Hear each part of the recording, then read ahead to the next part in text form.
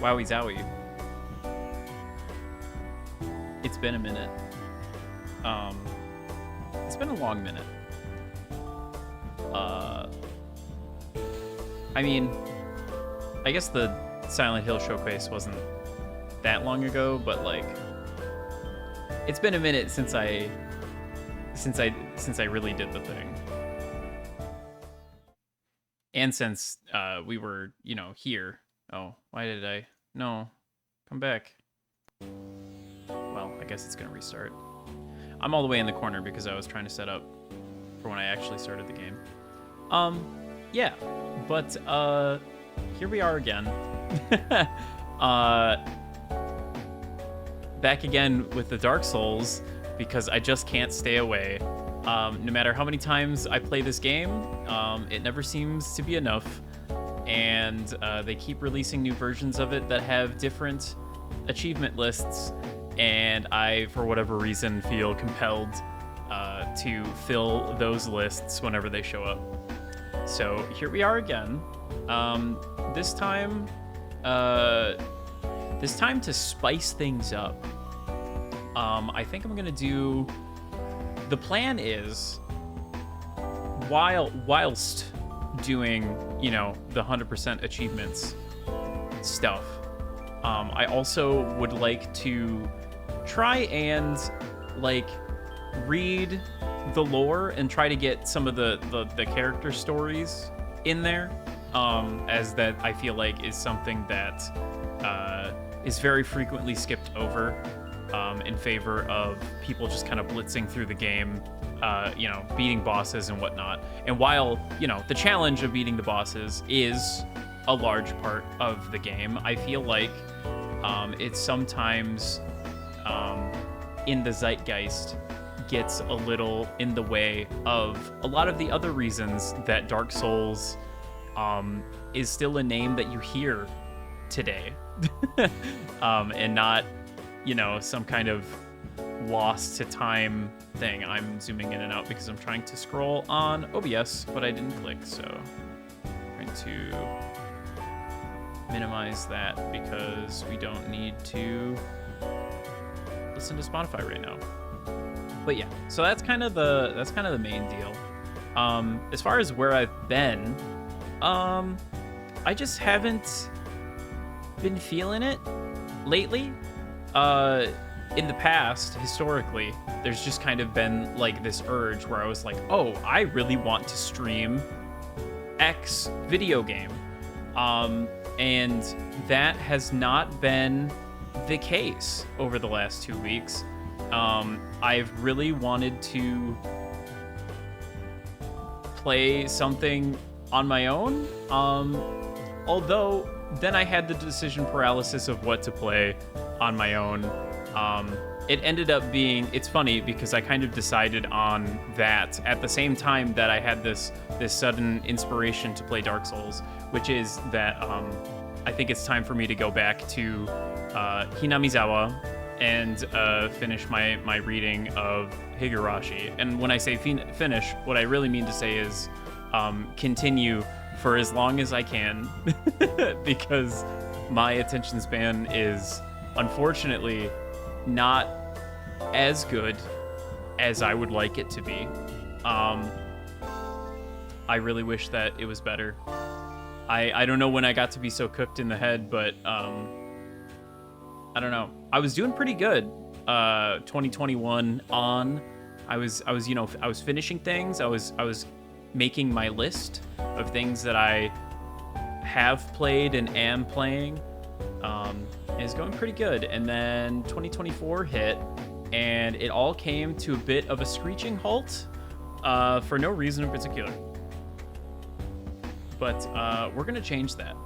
We're going to change that by replaying a game that I've already played like 9 times in the longest, most convoluted way possible. Hooray! But yeah, to spice things up, not only am I going to try and read a lot of the lore, I'm going to do an int build. Now, those of you at home might be like, but Orm, int is easy. Everybody does int. Well, I don't. I never fucking use spells in these video games. I don't know what it is about the magic in Souls games, but I've never completed an int run or a dex run, and this is going to be kind of both. The idea is that when I get to Duke's Archives and I pick up the Enchanted Falchion, I'm probably going to use that, at least for a little bit. But we'll probably have some kind of stopgap in the interim. And then whatever weapon I was using up till that point, I'll probably just max out magic. But that's enough of that. Let's just go ahead and boot it up. Let's just go ahead and boot up the funny video game and get started. On my what is probably the most just like literally who cares run of Dark Souls, but here we are. Oops. Well, that's fine. We're gonna keep the brightness up because it's not a horror game. It's not a horror game, and we prefer to actually be able to see things around here, so we're gonna go with that. UI scaled down to 85x because I feel like that's pretty good. Motion blur is off. Borderless, awesome. Those are all fine. Okay. 100% John. As opposed to 100% Kun, who was the protagonist of our other playthrough of this game. Man, it has been a while since I've seen the female version of this armor. I kind of forgot what it looked like. It should have been Take My Money. Hello, Blaze. Welcome in. I'm surprised you didn't start with that. Why didn't that play?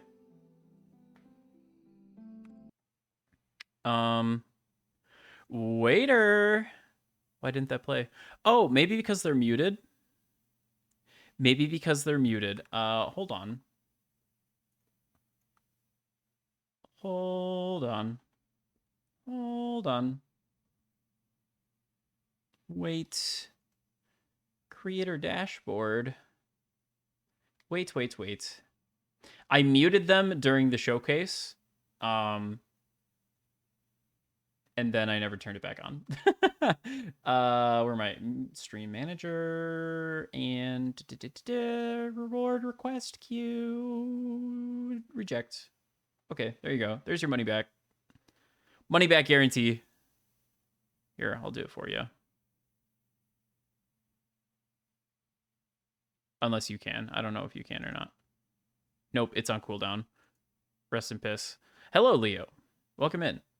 Welcome to starting a Dark Souls playthrough, I see. Well, you see, I made a critical error when I was watching Mota play this.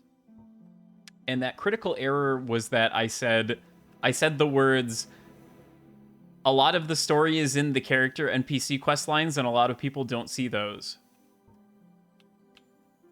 Which made me go like, why don't I play through Dark Souls and pay attention to that shit? And so here we are. Also, Dark Souls is fun, and I don't have all the achievements on this version. So, lol XD and other such. Or I'm out here becoming a lore master. Cannot lie, I want to try playing this game. It's very fun. It's a very fun game. It's intimidating because of the zeitgeist around it being so focused on the difficulty of the game, but I really don't think the difficulty should be the main draw of the game. There is so much more available. There's the build customization, there's the world and the storyline. Even just like controlling the game feels really good. Like it's just a very well-made video game. Yeah, you kind of have to eat around it with the community. It's like a lot of other fan bases in that way, though. I feel like there's usually a lot of antagonism and shit in very large fandoms after a while. I think people just really got hung up on the difficulty thing. Like, yes, it is a hard game, and it's a game that doesn't hold your hand, which is cool and notable because that doesn't happen very often. But I don't think that's the main appeal of the video game. It's a very small section of the appeal of the video game, IMO. Yeah, the get good stuff is just, it's just people being elitist and assholes on the internet. It's just kind of the way it is. I mean, it is fun to, like, you know, meme around with it and whatnot and be like, lol, don't get hit, you know. But after a certain point, I think after a certain point, you have to realize that the very nature of these games was intended to be collaborative. They let you put messages on the floor telling people where secrets are.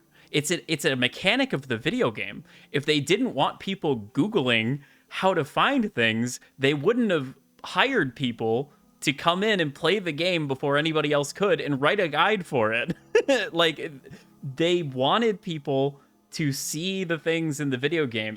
They're hidden in a way that is obtuse and that you wouldn't naturally like find. But the reason for that is so that there is like out of game collaboration where you can be like talking with your friends and be like, bro, I just found the great club in, you know, Blighttown. And your bro's like, what? Where is that? And it's like, over here. That's the appeal. That's the good part of the game. So I don't know. I think you do that in the video game as well. Although it might be like that before you get there. It also lets you invade others and fight them. This is true. So it did kind of breed the antagonism itself a little bit. But like I said, I think some of it isn't good fun. Some of it is perfectly good fun. It's just when people get too carried away and caught up in the like, oh, it's cheating if you summon or oh, blah, blah, blah, blah, blah. It's just like, man, just play the video game. just shut up and play the video game. I want to take the master key, but taking the old witch's ring makes it so that I don't have to ditch a very useful item in order to do a certain side quest. I mean, I will eventually get one anyway because I'll be getting 2 of that item. You trade with the crow for it later. You can, I should say. Yeah, it's just sort of obnoxious to get it if you don't get it here. The master key is kind of just convenient. You do get it later anyway. You know what? But what if we took the pendant? I don't actually remember if the pendant is dropped anywhere. If you don't take the pendant here, do you just not have it?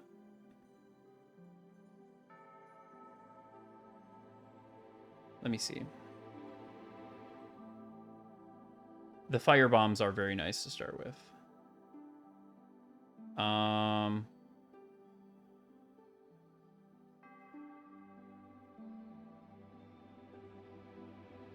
Okay, it is on a corpse.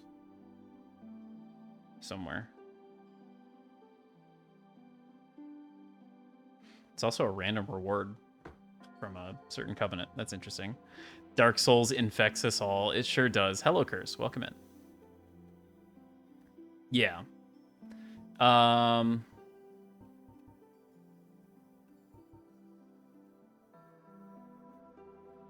Yeah, I guess we'll just take the master key. I mean, it's... wait. No. Physique, we want...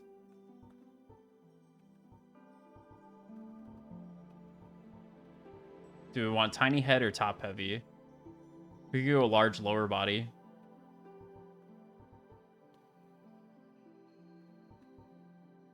Let's just do tiny head. I think I usually do large head. And then for our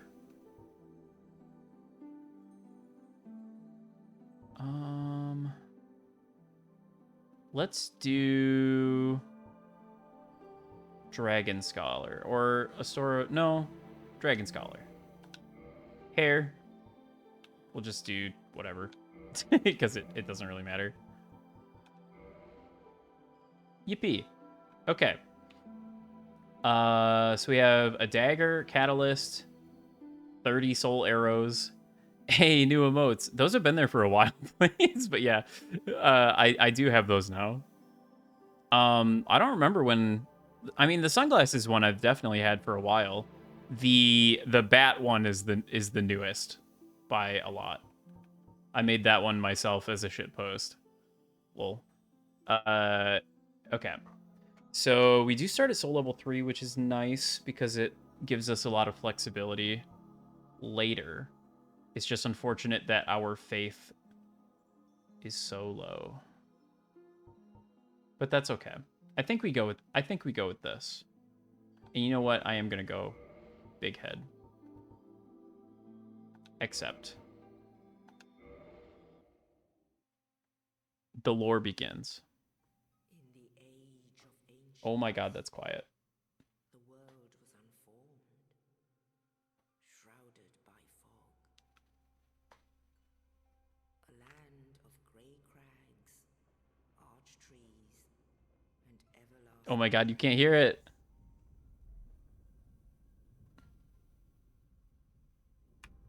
But then there was fire. And with fire came disparity. Heat and cold, life and death, and of course, light and dark.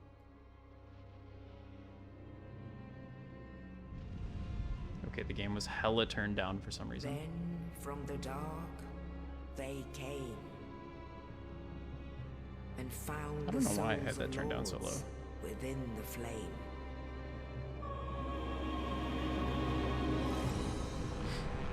Yeah, it's chat coming out of the darkness.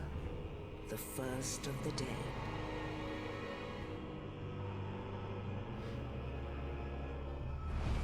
The pygmies, yeah. The witch of Izalith and her daughters of chaos. Gwyn, the lord of sunlight, and his faithful knights. It's interesting that he has like such a gray beard even at that point. The furtive pygmy, so easily forgotten. Like he's already super old. With the strength of lords, they challenged the dragons. Gwyn's mighty bolts peeled apart their stone skins. The witches weaved great firestorms. Nito unleashed a miasma of death and disease. And Seath the Scaleless betrayed his own, and the dragons were no more.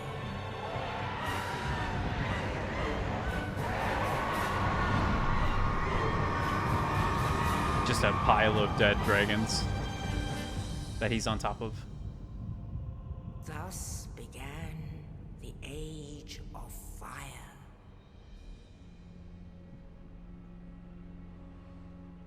But soon the flames will fade, and only dark will remain. I mean, I don't think that's a hot take. Even now, there are only embers. And man sees not light, but only endless nights. And amongst the living are seen carriers of the accursed dark side.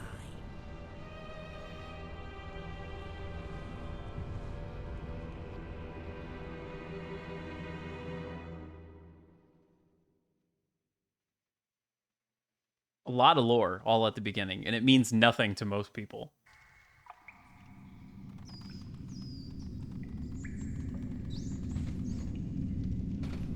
Yes, indeed. Oh, that's why I have it turned down. The dark sign brand. That's why I have it turned down. And in this land, The undead are corralled and led to the north. oh my goodness. Where they are locked away to await the end of the world.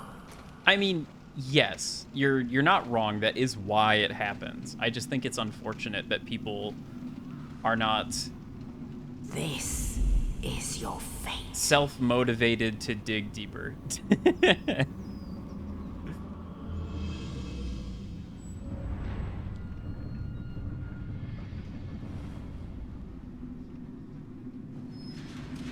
They have good world building in a sense.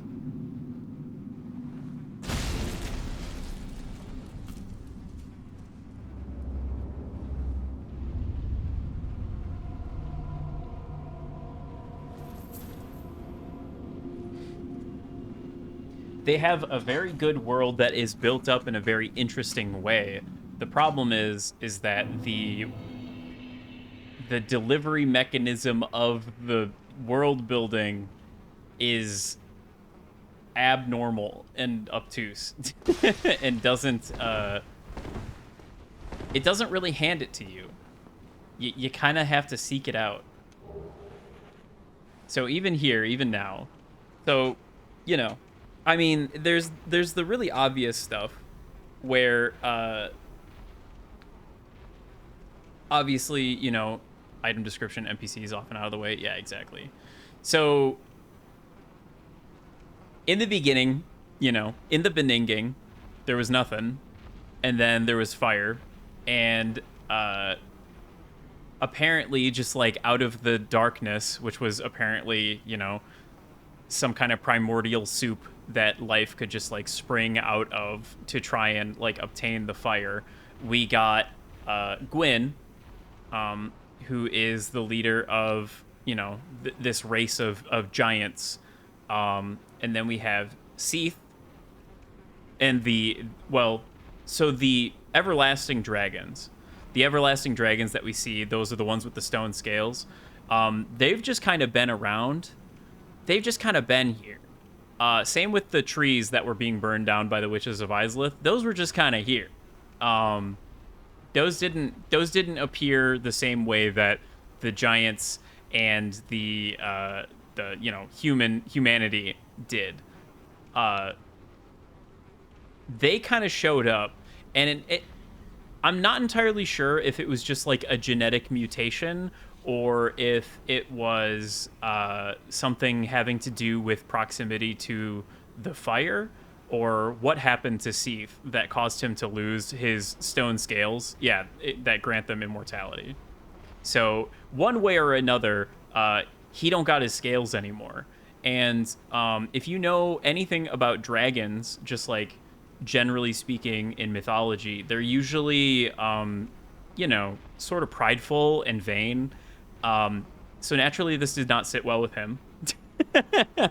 He might have been born without them. I'm pretty sure the catalyst for it had to do with the first flame, though. So he kind of betrayed his own and teamed up with Gwyn, and they killed all of the everlasting dragons. The witches of Izalith burned all of the whatever they're called, the Erd trees. They're not actually called Erd trees. I can't remember what they're called right now.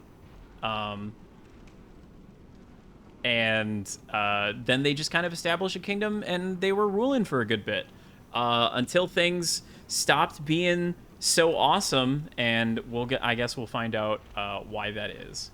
So we've got the Black Separation Crystal. Black Crystal, long symbol of farewell, is granted to banished undead. The crystal sends phantoms back to their homes or sends you back to yours. Beware of fickle use of this item if you intend to nurture relations. Not super lore. It's, you know, it's just a multiplayer item for the most part. It's just interesting that they do say that it's given to, you know, it's given to banished undead, you know, kind of unilaterally as a symbol of farewell. So, you know, kind of like here you go, enjoy your banishment kind of thing. The dark sign, which signifies an accursed undead, those branded with it are reborn after death, but will one day lose their mind and go hollow. Death triggers the dark sign, which returns its bearer to the last bonfire rested at, but at the cost of all humanity and souls. Thinking the idea is that it keeps the undead from coming back. Maybe. I feel more of a sense of they gave it just like a little bit of lore, but it's I don't know. I don't like to read too much into things. I think sometimes the lore masters of the Soul series have this tendency to read a bit too hard into something that truly might not have a concrete answer behind it. And is just kind of open to interpretation. I like it when things are a little bit open. Sending the spirit off thing? Maybe. Yeah, I guess like a bouquet or something. So the dark sign is kind of interesting. I've never quite known how I feel about it. Because, I mean, obviously it's like a ring of fire. It seems to appear somewhere on the body of people that are undead. And it just kind of burns there as like a remnant of the flame, I guess. But is it like signifying that the life granted to humanity from the flame is like burning out? Or like what exactly, like getting to the point where it's like consuming their humanity inherently as it's kind of like burning away at their skin. It looks like, you know, a fire that is spreading from a single point. If you've ever lit the middle of a piece of paper on fire, it kind of, you know, burns outward in like sort of a ring. So not sure exactly what the dark sign is. Maybe after this playthrough I'll have more feelings on that, but for the time being, I mean, it shows up on people, and when it does, they are undead, and no matter how many times you kill them, they come back. And funny thing about being killed a lot is you kind of lose the sense of, like, you know, self-preservation and meaning. It's interesting that so in Demon's Souls, the game that preceded this one, souls were something that was collected by demons, and humanity sought the ability to accumulate souls in one place, which allowed you to use magic, basically. The soul arts, they were called. So the accumulation of souls had like a very specific and like in front significance in the world of demons, in the world of Demon Souls. When it came time for Dark Souls to come out, I've always kind of felt that the Souls thing was just kind of like a carryover, and they don't really talk about it. It's not really touched.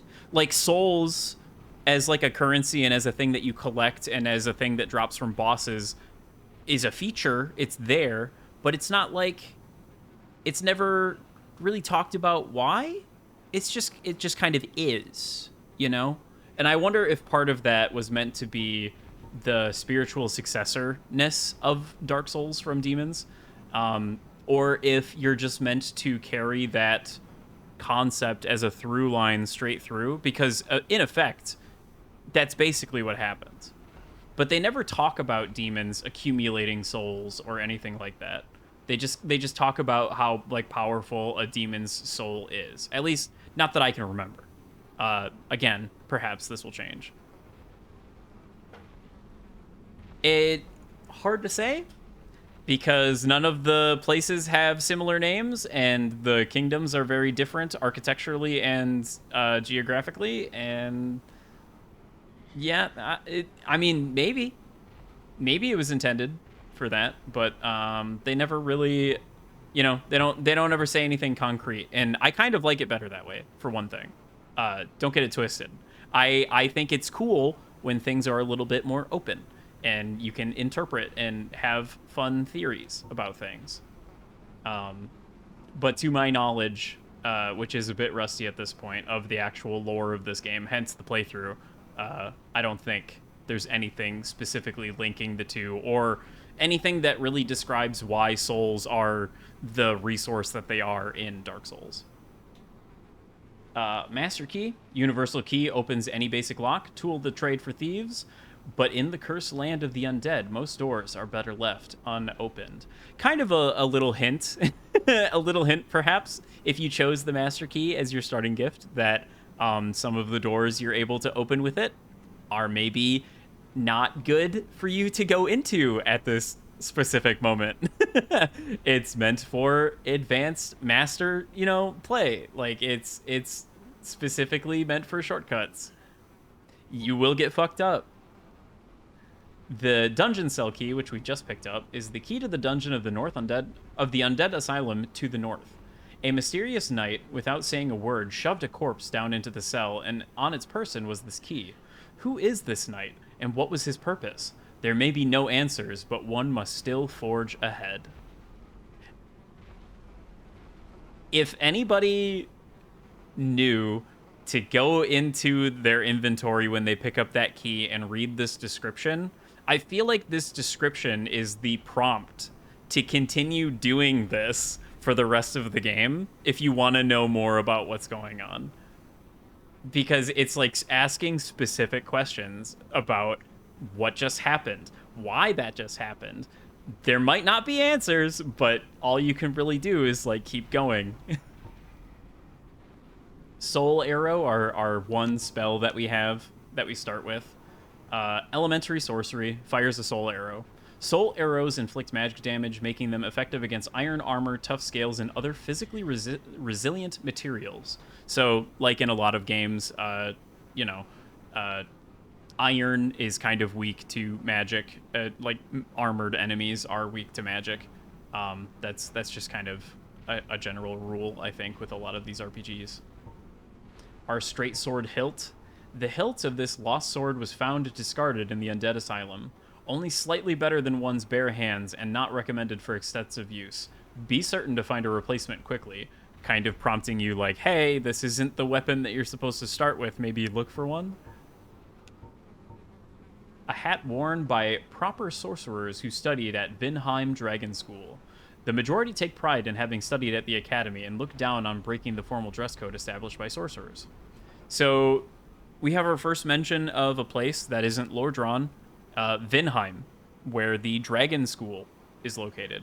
Vinheim, just kind of the de facto source of magic and magical learning in the game. It'll be brought up many times later. All of these have the same description, just like different, gauntlets worn by, boots worn by, cloak, hat, all that. So that's what we got so far. Go ahead and use that dungeon cell key. Good luck. Yabba yabba. It is very interesting that they start you with this hilt, and then they also tell you that it's better than using your fists. Well, I do 13 damage with my fist.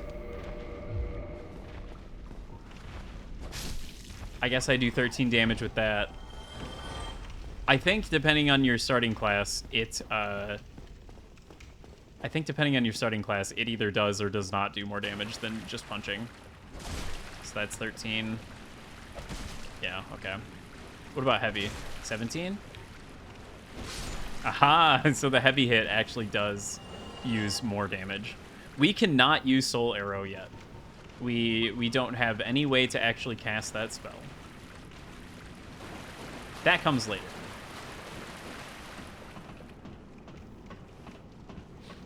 And yes, we do look like a dried up raisin. That's just kind of the unfortunate side effect of being undead.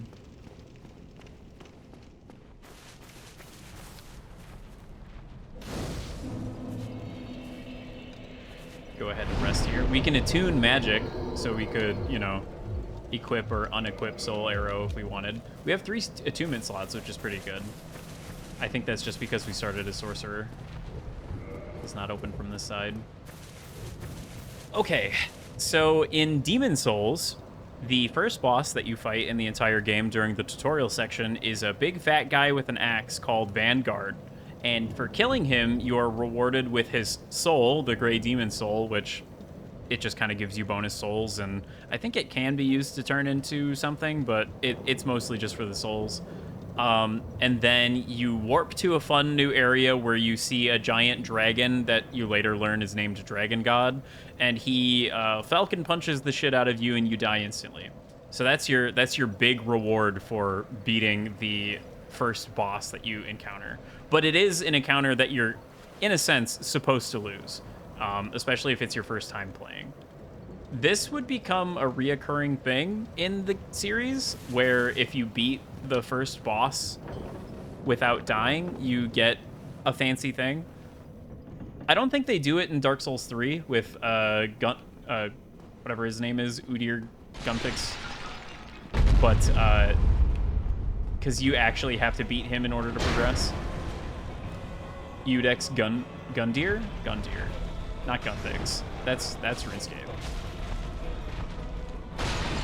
So I'm gonna give this the old college try. We're gonna see if I can do it. I'm not gonna spend too much time on it, because it kind of takes a really fucking long time to kill him this way. Oh, yep, and then I fuck up. Okay. It's really awful when he gets backed into the wall like this.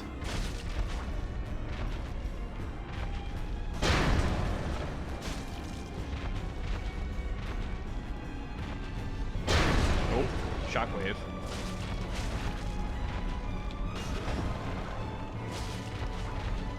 And unfortunately, it always happens. Yeah, if you take the black fire bombs, then this fight is easy. But I've never beaten this boss the first time without black fire bombs. I know it's possible to do. Yeah, get away from the wall.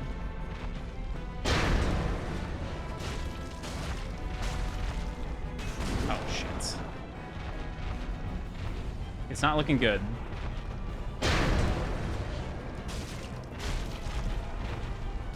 Generally speaking, with the way that iframes work, you want to dodge roll into attacks rather than out of them, because the hurt box of the attack will spend less time on top of your character that way, because it's moving one direction, you're moving the other direction.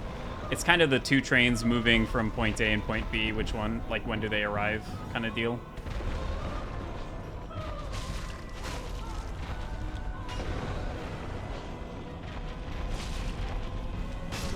And I died.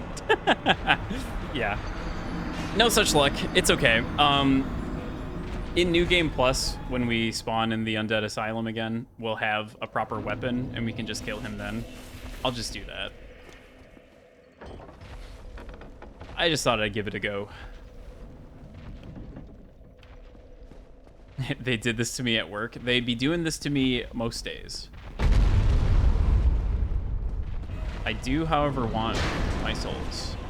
All 60 of them that are there. So kind of the intended thing is that you're supposed to notice that door opens as the fight starts, and then you just like run in there. You know, you grab the bonfire. And then you move on with your life. I guess it is a pretty good tutorial on, you know, knowing what fights to take and which ones, you know, you're kind of outclassed in. I guess it is also a kind of a tutorial of like, hey, if you're having trouble with a boss, maybe come back with a better weapon. Not that the dagger is like too better of a weapon, but The dagger does have some niche use. And I mean, obviously, you know, against this guy, it's just gonna fuck him up.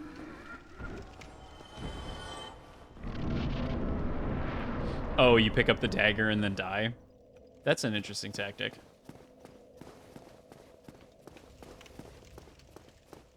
That's okay. We'll just get it on the way back. It's better this way. Suppose we can read these weapons that we just picked up. Small leather shield. It's a small leather-covered round shield reinforced in critical spots with metal. Small shields are always less stable, but landing critical hits after parry is easier. So what that means to say is that when you do the parry, it has a bit less of a ending lag, I think. I think maybe the parry window on it, because it's a small class shield, is also slightly bigger. And then the dagger is a standard small dagger that has only a modest attack but can be jabbed in rapid succession. It is effective in critical hits such as after a parry or when stabbing in the back. With both slash and thrust attacks, this dagger is useful in various situations. This is true.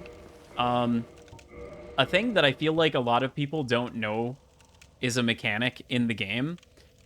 If you take a look at the stat screen, oh, by the way, if you press the select button, you get this, and it tells you what all of these things do. Pretty handy. I say the select button, but on an Xbox controller, I don't know what that button is actually called. It looks like two windows that are overlapping each other in a sort of Venn diagram. Yeah, so you can actually see, you know, the type of physical damage incurred by attacking with this weapon. Yeah, it lets you go over every single one of the stats, and it tells you what all of them do. Every single thing. Amount of physical damage inflicted. Amount of magical damage inflicted. These are pretty obvious. What might not be obvious is critical, which boosts damage inflicted in special attacks, such as strike back after parry or hit from behind. This also counts during if an enemy has just attacked or is doing like an attack animation and you hit them during it. Yes. So the critical number, you take it as a percentage. So basically the dagger in a critical attack, like after a parry or a backstab, will do 131% damage. So it does bonus damage when backstabbing or parrying. Most dagger type weapons have this. A couple other types of weapons have increased critical, but typically this is a stat that really only gets increased from 100 if you're looking at a dagger. I think the highest it ever goes is like 140 something. So it never gets too crazy, but it is there. It exists. It's a thing that I don't think most people are aware of, but there it is. Param bonus, the degree to which attack is boosted by player strength, dexterity, intelligence, and faith. So this is what is referred to as scaling by most people. You'll see that we have the little symbols for strength, dexterity, intelligence, and faith. So it has a B rank scaling in dexterity and an E rank scaling in strength. So increasing my dexterity will increase the amount of damage I deal with this dagger by a lot more than if I increase strength. That's kind of layman's terms. You've got auxiliary effects, determines the strength of bleeding poison effects, divine and occult effects targeting specific foes. You know, good to know. Durability, weight, the physical weight of the weapon. Minimum values required to use it effectively. Also interesting is that every weapon in the game can be used to block. If you two-hand with a dagger and hold down L1, you will enter a block stance with the dagger. Ergo, the dagger needs to have blocking stats, and it does. It reduces physical damage by 45% if you block with the dagger. It reduces magic damage by 10% if you block with the dagger. 30% for fire, 30% for lightning, and it has 26 stability. Stability is your ability to, when you are blocking and something hits you, if you have higher stability, the incoming attack has to be a heavier hit in order to break your guard. Stability affects how much stamina is lost when you get hit while blocking, and, you know, how hard it is to break your guard. So it is something that's worth paying attention to on shields as well. Obviously, since it's a dagger, stability is pretty low. It's not high. Even the small leather shield has 40 in that stat. Small leather shield is blocking 80% of physical damage. So, like, it's not all of it, but it's still pretty good. That's still 80%. Stability, 40 stability is still not great. Not good. The planned build is going to be a magic dex build because I never do those. I never do them. So I'm challenging myself to break the mold a little bit. A boulder trap. Because this guy right here is a fucker. Oh, I fucked up. 175.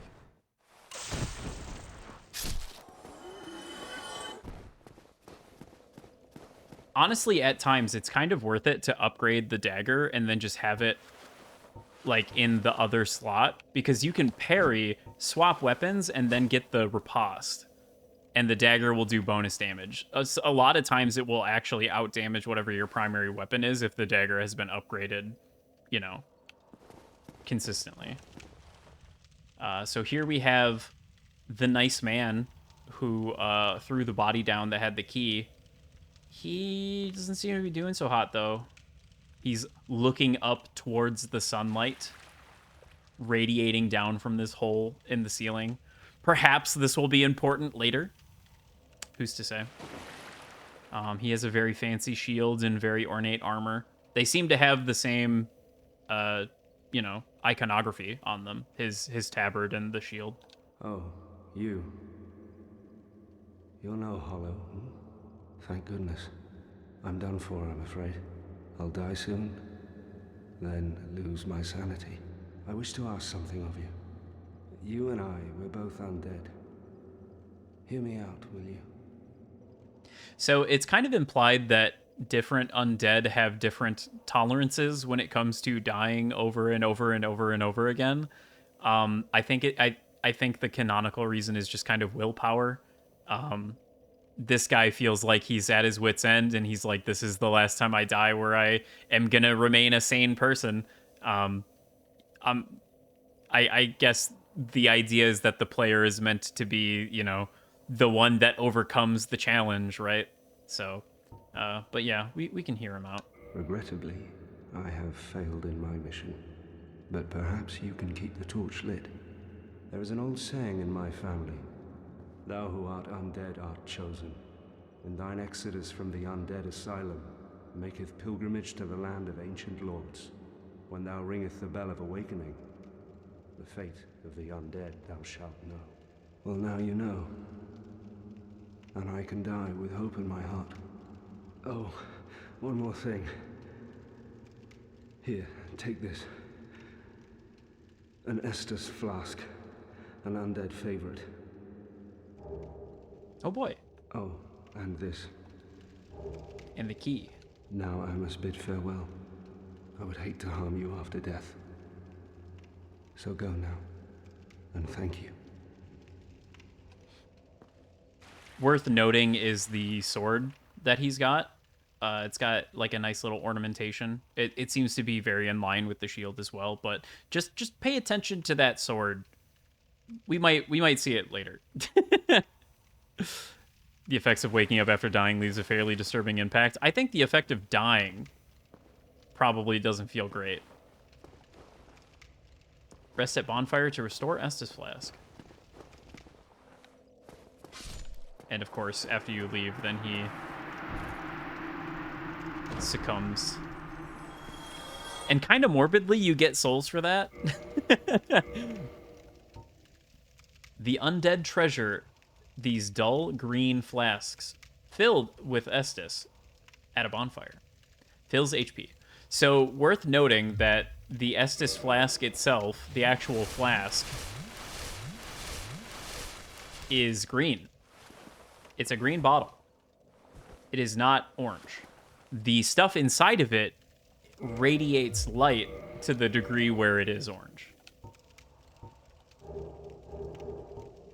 The Estus flasks are linked to the Fire Keepers. Dark Tales also make reference. An emerald flask from the Keeper's soul. She lives to protect the flame and dies to protect it further.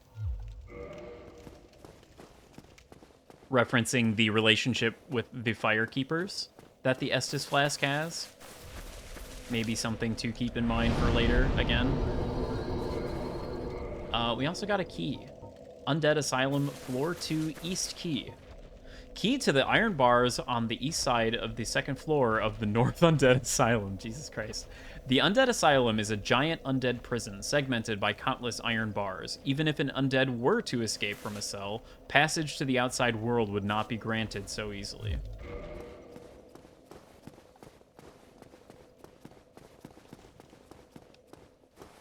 I see you can drop down over there and somebody's left a message.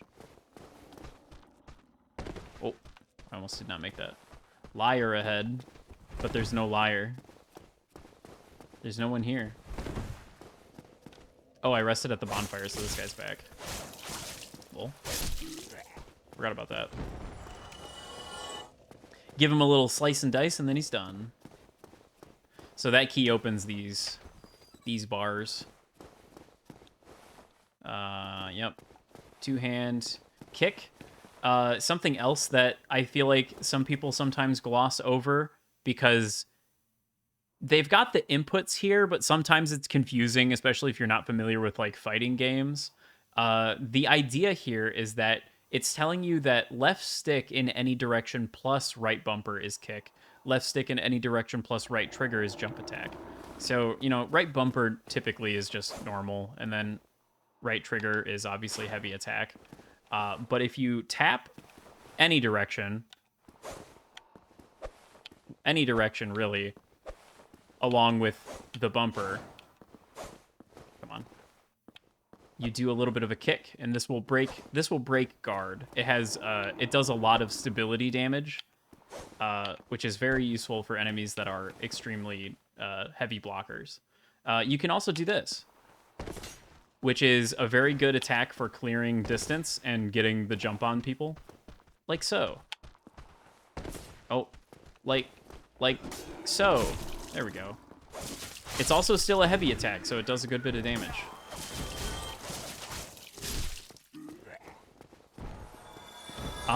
So this corpse right here just always gives you your ranged weapon. Whatever your ranged weapon may be in a given playthrough. Some characters start with crossbows. This one starts with a staff. The Sorcerer's Catalyst. Sorcery Catalyst used by sorcerers of the Vinheim Dragon School. Equip Catalyst to use sorceries. Attune sorceries from a scroll at a bonfire. Most sorceries have limited number of uses. I don't know why they didn't just type out number. Or use, like, the symbol. I don't know why it says limited node dot. That's just kind of weird. I wonder if there was, like, a text limitation or something. So yeah, now we can cast magic. Our magic, obviously a lot stronger. So catalysts are a little interesting because instead of, they have an additional stat, if you notice on the screen, which is Mag Adjust, which is the degree of boost to magic, sorcery, pyromancy, or miracle.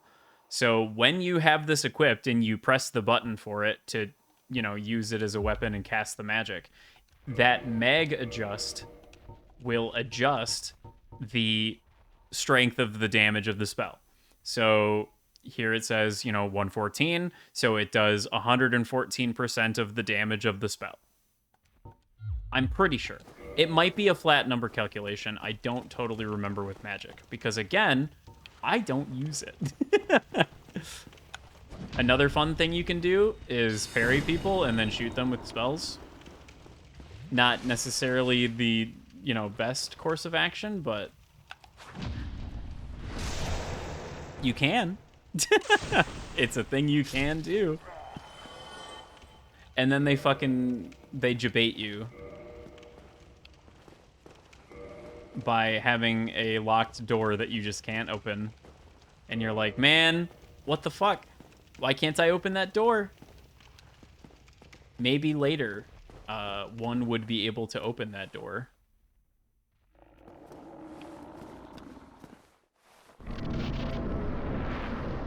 So there was a little tooltip about doing the falling attack here. This is a lot of people's only time using the falling attack to great effect. It's a very useful thing in a lot of cases. You just have to kind of remember that it's a thing you can do. I'm kind of waiting for him to jump at me. I'm surprised he hasn't done it yet. Oh. Caught on some terrain, that's okay. God, the dagger does not do a whole lot. Okay. And for our victory, we get the big Pilgrim's Key. And some humanity. The Big Pilgrim's Key. Key to the inner door of the Undead Asylum main hall. Big key belonging to a chosen undead pilgrim. But this chosen undead knows not what this pilgrimage has in store. Dun dun dun! What could it mean? Yeah, spells have their own ammo counts in this one. There is no MP bar, unlike in later games. Humanity.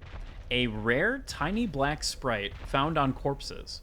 Used to gain 1 humanity and restore a large amount of HP. It says large amount. Is it not a full heal? Is it not a full heal? It's always been a full heal for me every time I've used it. I wonder if it actually is a flat amount of healing. It's just a shitload. This black sprite is called humanity, but little is known about its true nature. If the soul is the source of all life, then what distinguishes the humanity we hold within ourselves? Who's to say? But it is worth noting, humanity is a separate item from souls. It's not the same thing. It is something that you can independently lose from the soul. According to Dark Souls.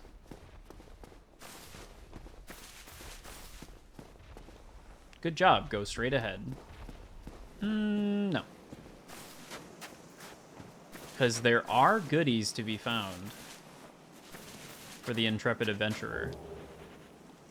Soul of a lost undead.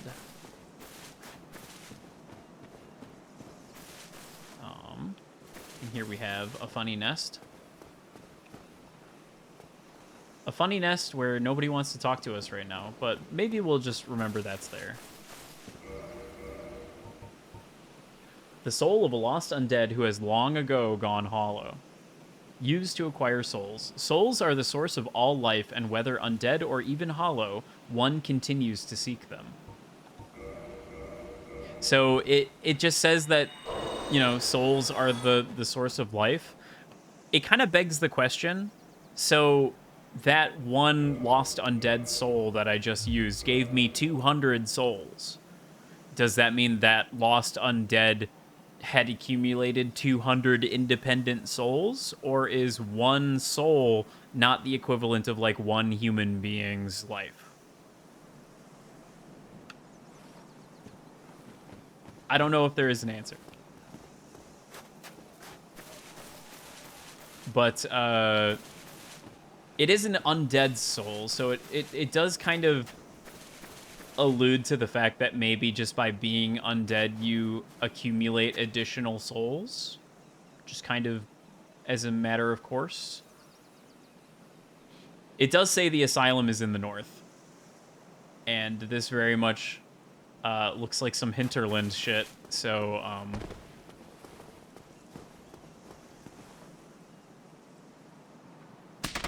feed attack. Hello. Welcome. Thank you for the raid. There's currently an ad happening. I don't know if that happens to you now.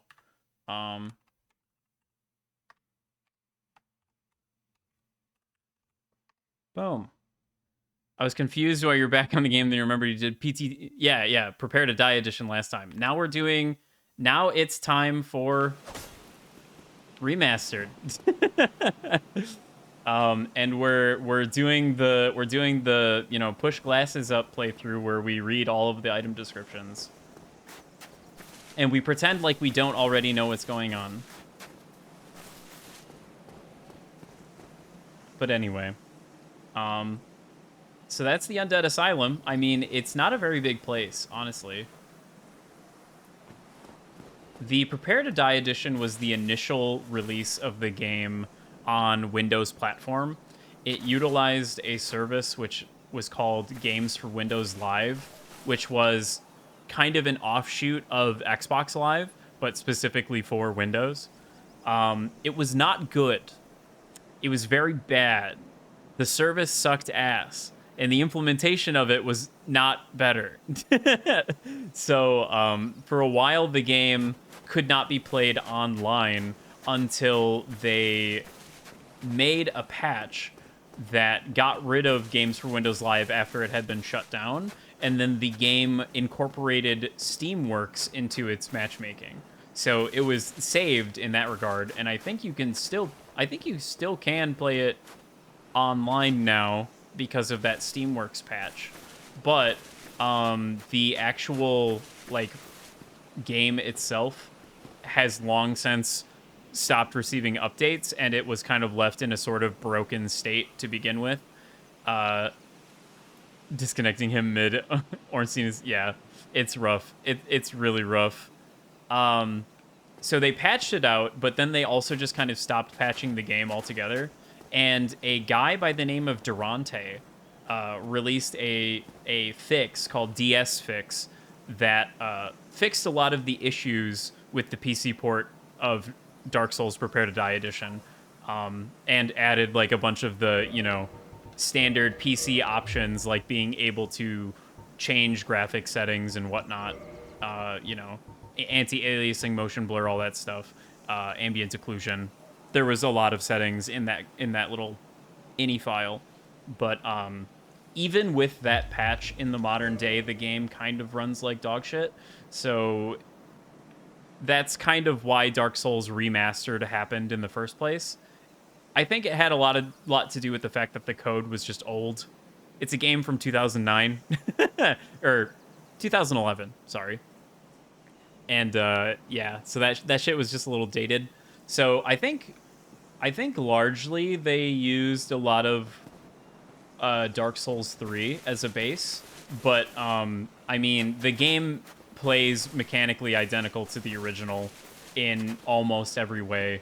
I think the amount of differences there are on like a mechanical level is basically not worth talking about.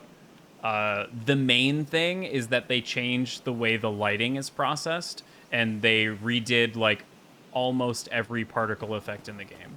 Those are the main visible changes. So like spells look a lot different in this version of the game than they did before.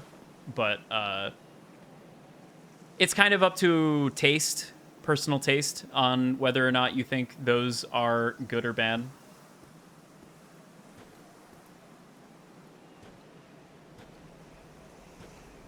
Only in the ancient legends it is stated that one day an undead shall be chosen. Giant crow.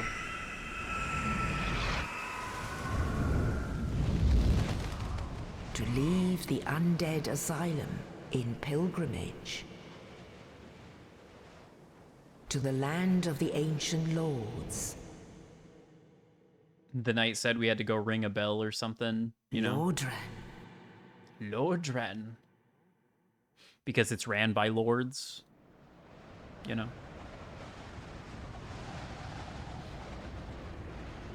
Just some nice, dirty fantasy setting. Everything's kind of decrepit.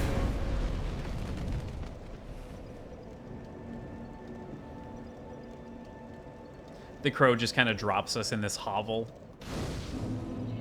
In Lordran, level up and kindle at bonfires. What is kindling? Well, if we go to the bonfire, we see there's an option. It says kindle. Cannot kindle while hollowed. Okay. Reverse hollowing. No humanity. Well, all right, game. I mean, you know, you told me about these things and you're like, hee hee hoo hoo, you gotta, you know, do the steps first. So we use the humanity, crush it in our hand, we get a little 1 up in the counter. And we're like, okay, cool. Now I can reverse hollowing. Offer humanity, reverse hollowing. I guess we lose the humanity when we do this. And now we don't look like a raisin. Awesome. So let's kindle. No humanity. Okay, fine. Luckily, they do put 3 of them over here on this corpse. That's just need plunging attack. Oh. Anyway, we have humanity now. We have 3 of them, in fact. Ooh. So a nice thing that they did do in the remaster. Humanity and usable soul items. It used to be that you had to go into the menu and use them one by one, which would then exit the menu and you had to go back in and use the next one. Exit the menu, go back in, use the next one. They added the ability to use multiple at the same time. That's the other, like, really big change that they did. The, like, really, really noticeable change for the remaster. Thank God they did that. It saves a lot of time. Yeah, you just put it on the quick slot and you just start spamming the X or square button, but even that kind of sucks. Okay, cannot kindle further without secret right. Cool, I guess I just used all that humanity and revived myself for no reason. Thank you, Dark Souls. But it does teach you about those things, and then you're like, okay, well, maybe I'll pay attention to that later. And I guess I'm revived now, so I don't look like a raisin, so I guess that's kind of cool. I wonder what this guy has to say. Well, what do we have here? You must be a new arrival. Let me guess. Fate of the undead, right? That's right. Well, you're not the first. What? But there's no salvation here. You'd have done better to rot in the undead asylum. But too late now. Well, since you're here, let me help you out. There are, actually, 2 bells of awakening. That's not what the guy One's said. up above in the undead church. The other is far, far below, in the ruins at the base of Blight Town. Ring them both, and something happens. Brilliant, right? Not much to go on, but I have a feeling that won't stop you. So, off you go. It is Why you came, is it isn't not? it? To To this this accursed accursed- land of the undead. So in Demon Souls, there's a character known as the Crestfallen Warrior? Soldier? Soul? Crestfallen Soul? I don't remember what his title is. Same exact voice actor, sits in this exact same pose, says mostly the same kind of stuff. And the line he ends with is like, "That is why you came, is it not, to this accursed Boletaria?" And he says the same thing. It's just a little tongue-in-cheek, like, oh, if you played the last game, you know, here it is again. What? You want to hear more? Oh, that's all we need. Another inquisitive Another? soul. Well, listen carefully then. One of the bells is up above in the undead church, but the lift is broken. You'll have to climb the stairs up the ruins and access the undead burg through the waterway. The other bell is back down below the undead burg, within the plague-infested Blight Town. But I'd die again before I step foot in that cesspool. So true, bestie. Blight Town sucks. Bloody hell, what is it now? You ask too many questions. Weakness anywhere? What now? I'm not up for chatting. Leave me alone. I think he has one more. Hmm? Okay, no, that's it. So yeah, he kind of gives us the expanded version of the the legend, where it turns out there's actually 2 bells of awakening. I guess they just didn't know about that outside of Lordran, but in Lordran, it's just common knowledge. Down here we have a lady in a cell. No response. She cannot speak. Apparently she can reinforce our Estus Flask, but Firekeeper Soul required to reinforce Estus Flask. Okay. And we can't talk to her. So I guess we should be on the lookout for Firekeeper Souls. You know, if we find one of those, we can reinforce our Estus Flask, whatever that means. Just kind of a thing to, you know, keep in mind. It's really just like, if you take the time and you know, like, go in here and you just, like, press A on it, because you're like, oh, reinforce Estus Flask. That's my heal. That sounds good, you know? It gives you, like, a little thing that's like, hey, this is what you need. Maybe go get that, you know?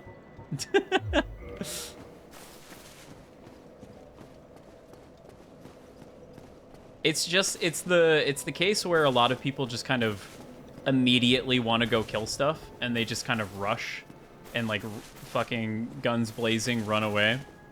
And, like, that's not a, I guess that's not a wrong way to play the game. It does make me a little bit crestfallen.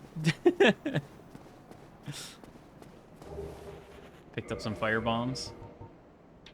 A Beask urn filled with black powder explodes, inflicting fire damage. Relatively powerful ranged weapon, especially in situations calling for fire damage. A very precious item at low levels. Many warriors use these to augment their strategic repertoire. So that's just kind of like a, you know, you might as well throw it on the bar. It's interesting that it says low levels. That's just a very clear, like, out-of-universe text line.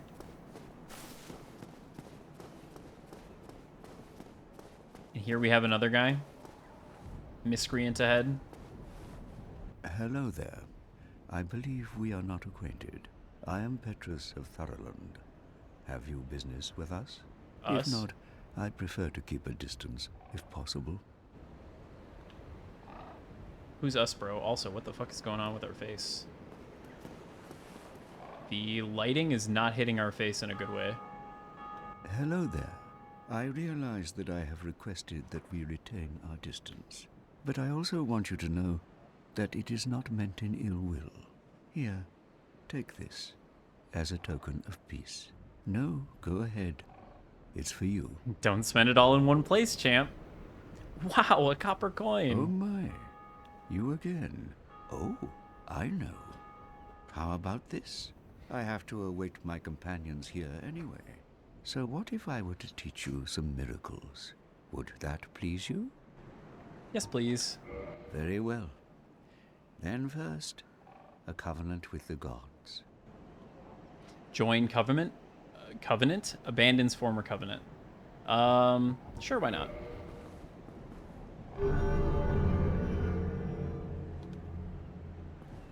Covenant established. Now let me share my miracles. Oh. I skipped through it. Come again. I don't think we did have a covenant. So now, if we go to our character sheet, we see Covenant. Way of the White. Name of affiliated covenant. I don't think it explains that anywhere else in the game. So we're going to pull that up on the Wikidot. Covenants.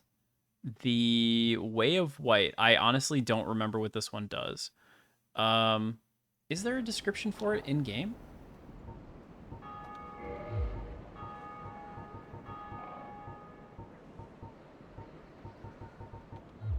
There's a description on the thing, which sort of alludes to the fact that there might be something in game. If I remember right, okay, yeah. They also, in Dark Souls Remastered added this little option in the bonfire menu for covenants. So in future games, selecting a covenant doesn't lock you out of other covenants. You just go to a bonfire and you choose which one you have active at the current time. So we have the Way of the White, and that's kind of it. But as we get more, there will be more options there. The members of the Way of the White, I clicked on OBS on accident. Members of the Way of the White are followers of Great Lord Gwyn and seek to kindle bonfires in order to sustain the power of the gods. It's just a covenant primarily designed for new players. Joining the covenant lets you... It prioritizes the appearance of summoning signs and things like that for members of the covenant. So if you're in the Way of White, you'll see more summoning signs of people who are also in the Way of the White. That's basically it.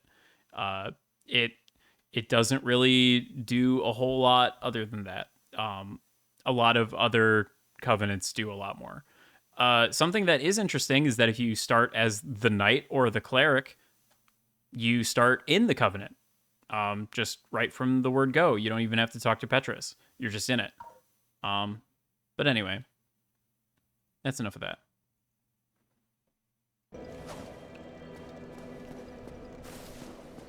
It's very nice that you can just like swap covenants in Remastered, because some of them have goals that are a bit longer reaching than others, and the running around to talk to the covenant leader in order to swap to go do the covenant thing and then come back and then run over and swap to the other one is just very tedious. Oh, hello. I will teach you miracles. A promise is a promise after all. We can also learn gesture. Shrug. Why would this guy teach us how to shrug? Who's to say? So he's got a lot of stuff. he's got a lot of things. Let's just talk for now. My companions are Milady and her young knights. She is young, but burdened by an undead mission. We are her defenses, to keep her from harm. So he said his name is Petrus of Thurland. So he's from the country, nation, area of Thurland. So the Thurland talisman, it's a talisman specific to Thurland. Medium for casting miracles of the gods. This talisman is only granted to high-ranking Thurland clerics. It has high miracle adjustment, which, thanks to divine protection, is not dependent upon faith. Is not dependent upon faith.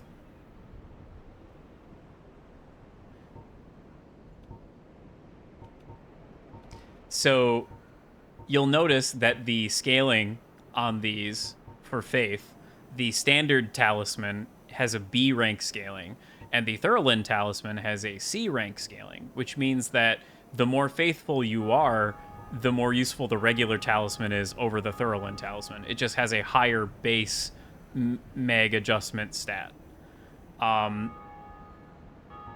You know, given only to high-ranking Thurland clerics, kind of alluding to maybe the higher rank you are in the Thurland, you know, clergy, the less faith you need to have? Perhaps? The talisman is a medium for casting miracles of the gods. Standard talisman issued to common believers. That's it. Otherwise, it says basically the same thing as the catalyst. So they both talismans and catalysts use the mag adjustment. You'll notice that it's a lot smaller of a number on talismans than it is for magic. That's because a lot of miracles don't do damage. And I think having such a high number on the mag adjustment for like heal, for example, would inflate some numbers pretty heavily. I think it was just easier to balance this way. Great Heal Excerpt. Great Miracle cast by advanced clerics. Restores high HP.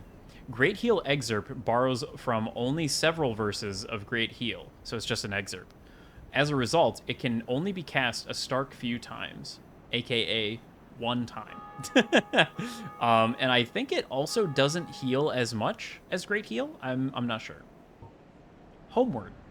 Great Miracle cast by advanced clerics. Return to last bonfire rested at. Would normally link to one's homeland, only the curse of the undead has distorted its power, redirecting the casters to a bonfire. Or perhaps, for undead, this serves as home? Interesting. Force. Common miracle amongst cleric knights creates shockwave. This quick-acting miracle inflicts no damage, but propels foes back and defends against arrows. Cleric knights use this miracle when charging into enemy mobs. Enemy mobs. Interesting. At least it does no damage. You know, it just forces them back. Seek guidance. Miracle of clerics on an undead mission. Display more guidance from other worlds. Guidance facilitates communication between undead, but their value varies greatly. A balance of faith and wisdom is required. So literally all this does is it makes more messages appear in your world. There's a bit of a priority system to messages popping up, you know, based on how long they've been there and how highly rated they are. I think Seek Guidance just gets rid of that, and just any message that's on the ground somewhere shows up for the most part. Or it at least relaxes the rules. I'm not sure exactly. Heal. Elementary miracle cast by clerics. Restores HP. To cast a miracle, the cleric or the caster learns a tale of the gods and says a prayer to be blessed by its revelations. Heal is the shortest of such miraculous tales. So you just say a short prayer and recite a bit of a tale and you get healed. Thanks, God. I think Petrus says something if you actually buy something, but I'm not sure. An undead mission? Regrettably, I cannot share that with you. But you are my pupil. Perhaps if you show your faith. Show your dedication. Required souls 300. So basically a bribe. Very well. I can surely tell you, of all people, undead clerics are given a mission to seek kindling. Kindling is the art of feeding bonfires with humanity. Through kindling, we shall one day be granted magnificent powers. Okay. I mean, it's just interesting that he so casually is like, yeah, we use humanity to kindle the bonfires. And the reason we're doing that is because it's a holy mission where at the end of it we'll be granted miraculous powers, which is always off-putting when it's a religion and they're talking about if we do this thing, it gives us powers. Very well. I can undead kindle through. Let's go ahead and buy Seek Guidance. See what happens. Very well. I can surely unkind through. Come again. The effectiveness of the teachings depend upon your faith. Oh, hello. Miracles, I presume? Yes, I know. Very well. Okay, I think that's all he has to say for now. Come again. I don't remember if he gets more dialogue just from buying him out, or what exactly is the trigger for that. Maybe I have to have more faith, I'm not sure.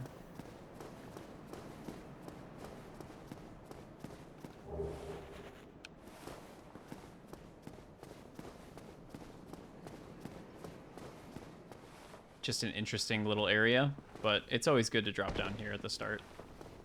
Later, this is like an elevator shaft, but for right now, it's just a little area you can go to, and it has some treasure chests. Yippee, a homeward bone. A morning star and a free talisman.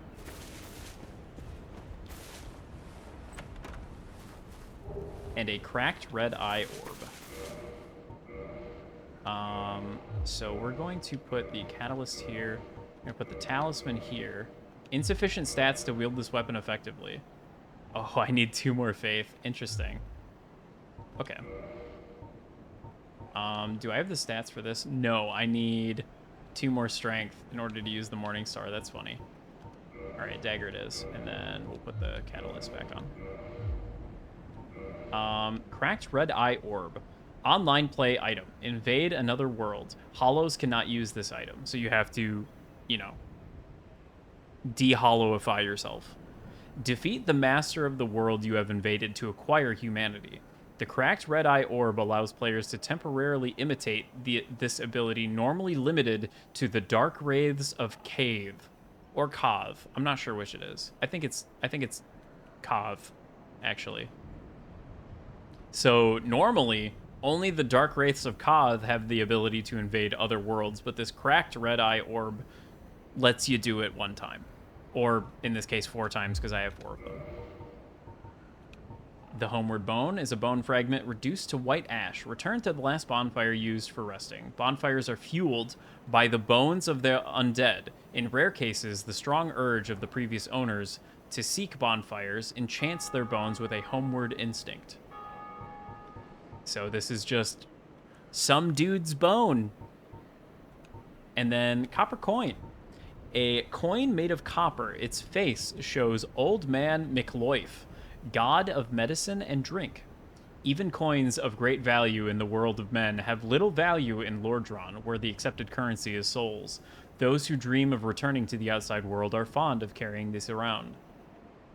A little insight into Petrus, maybe, but also it's a copper coin, so he gave us a penny as a symbol of good faith.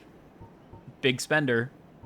And then he charged us 300 souls for information, so, you know, just some fun things to consider. The Morning Star, the nice weapon that Petrus was using. A hammer with sharp spike on its pommel, one of the more barbaric cleric weapons. Uniquely, this hammer inflicts thrust damage and causes bleeding.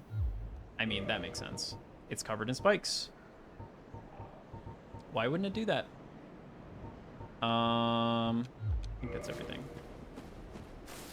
The Homeward Bones are a nice little thing to grab, for sure. Ooh, Lloyd's Talisman. Prevents Estus recovery within limited area.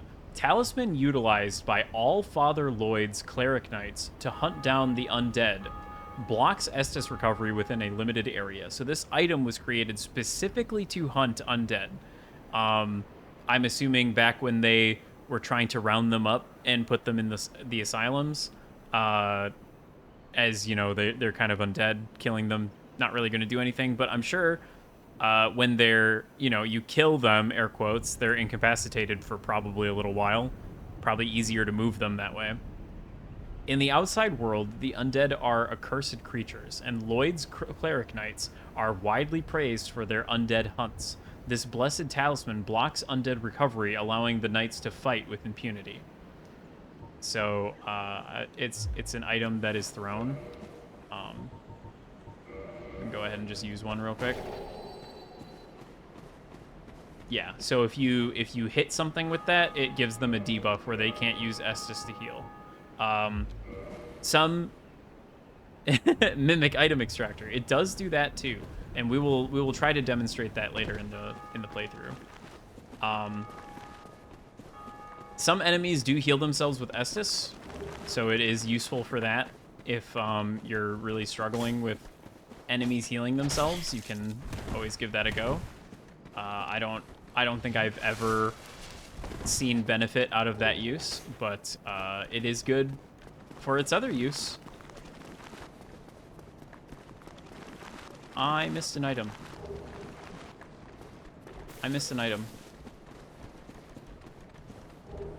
Binoculars are a very nice thing to have.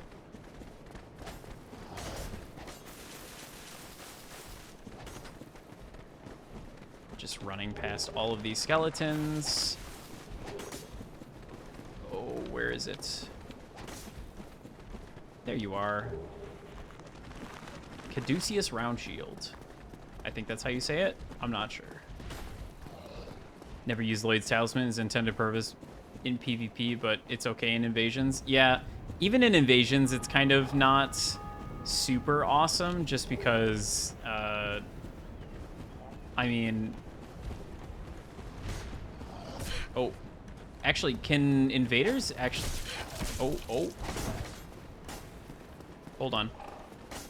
Can they even use Estus in this game? I don't remember.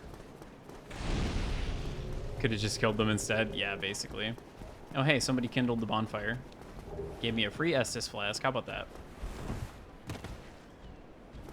So somebody's able to kindle the Firelink Shrine bonfire. It's not me. Post can and that's it? Yeah, okay. In later games, the invading players, and I think even the co-op partners, can actually use their healing flasks, but in the original Dark Souls, that is not a thing. You are limited to other forms of healing, like humanity. Okay, so we picked up a bunch of items. What did we get? Binoculars. Binoculars made of brass, used to peer at distant scenery. This advanced device was built by a famous craftsman of Astora. Its utility is singular, but its applications many. The value of these specs depends greatly on the imagination of their owner. We are going to go ahead and equip that. So it's interesting that they were made in Astora. You would think something like this would be made somewhere else, like maybe at the Academy or, you know, somewhere more known for tinkering.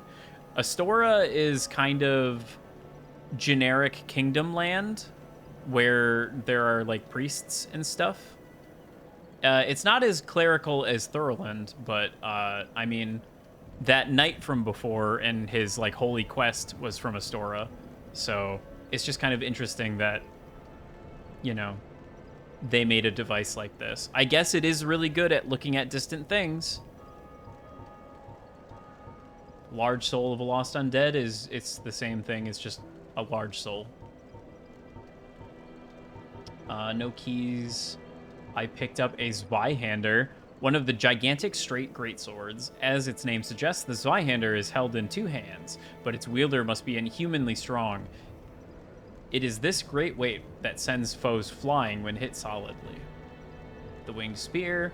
A long-hilted spear with a barbed point. Long reach can be used even with a shield up, effective against hard exteriors, and hits for high damage. Hits for high damage at the right moment of an enemy swing, but the hit radius is small and it is easily blocked by shields. This, the Caduceus round shield. Maybe it's... I'm not sure how to pronounce that. I think it's Caduceus. A round wooden shield crafted in Lordran, decorated by an ancient blue Caduceus. The giant trees in Lordran are distant offspring of the great stone arch trees. That's what they're called, arch trees. This shield inherits their properties, and the wood greatly reduces magic damage. This is reflected in the stats. If you look at them, the magic resistance on it is 65, which is decently high for a shield at this point in the game. 85 physical block is not terrible, but also 65 lightning. That's pretty good. 40 stability, you know, that ain't bad. I think overall it's pretty much a straight upgrade to my current shield, other than being heavier and less fire protection.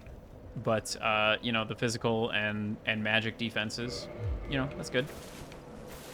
And we still have a nice fast roll. So why not? I think that's it. I think that's everything we picked up. Okay. That is enough running around Firelink Shrine for right now. If I wanted to be a real twisted psychopath, I could go down into the catacombs, but we're going to play this the old-fashioned way.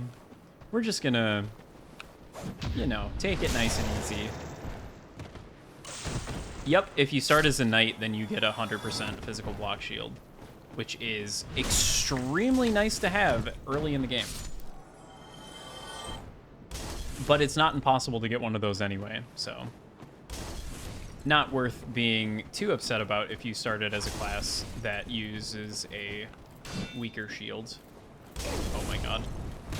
Oh, I'm getting comboed. Slurp. And parry. The parry timings are a little interesting. A lot of times you have to think about it. It's a bit more preemptive than you might think. It's not quite as reactionary. You kind of have to know that the attack is coming and when the attack is coming in order to do it. Additionally, in Dark Souls, as opposed to Demon Souls, they introduced a fun new platforming mechanic, which is that when you're running, if you press the dodge roll button, you do a little hop. This was not in Demon Souls. You could not jump in any capacity in that game. Strictly limited to falling or things that let you kind of vault up. But, you know, if you do that little short hop, you walk across the aqueduct, you get rewarded with a Ring of Sacrifice, a mystical ring that was created in a sacrificial rite of Velka, the goddess of sin. Its wearer will lose nothing upon death, but the ring itself breaks. So there's our first mention of everybody's favorite goddess of sin, Velka. We'll learn more about her later. Surely.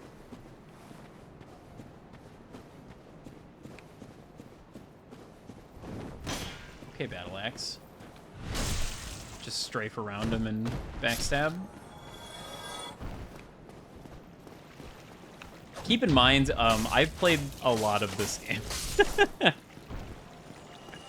If I stream more of this, maybe. I mean, I have a pretty good track record when it comes to streaming Dark Souls, so there's a decent chance.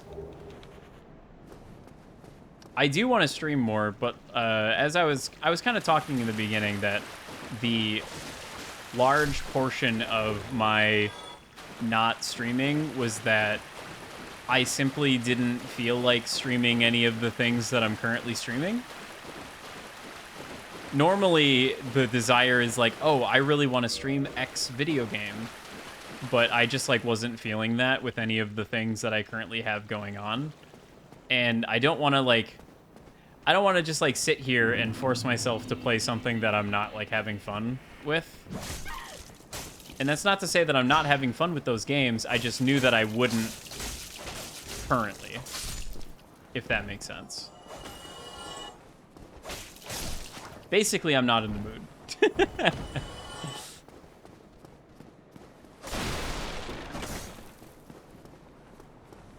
Oh, hey. If you destroy those barrels.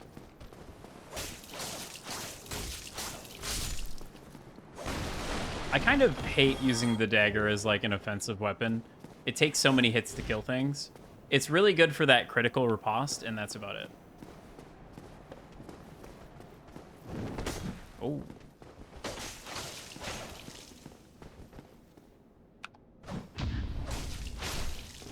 I fucked up the riposte. God damn it. They put so many things in here to break, and there's just like no point to any of it. Anyway, so you could fall down this way, but breaking those barrels reveals an item. You drop down, it's a large soul. How nice. You cannot get up there the other way. Very unfortunate. There are also enemies lying in wait.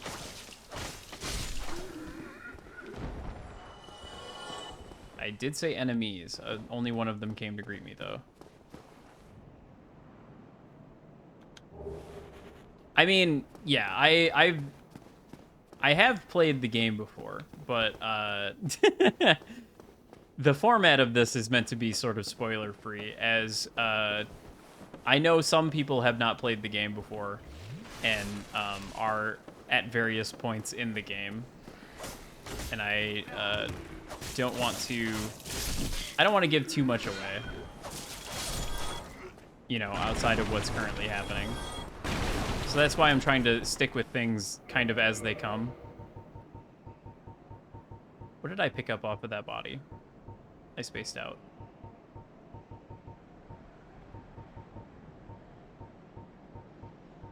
Well, I picked up a Hollow Warrior armor. Armor worn by the Hollow Warriors. It is made of thick leather and tattered with age. I think it was just a soul. Perhaps. Perhaps. Something that you're not able to see as well because of the lighting change. But you see that on the ground there? That blue stuff? Few weapons, maybe? I don't think so.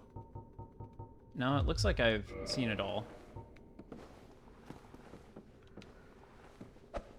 Oh, not quite. Nope.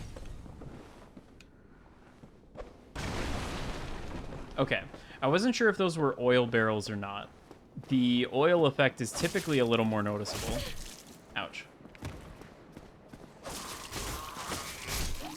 You're able to hit these guys as they're like hanging off the ledge there. Get the drop on them.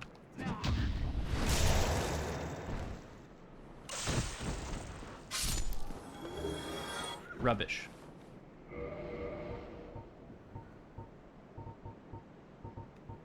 Rubbish with no value. Who in their right mind would bother carrying this around? Perhaps you need help.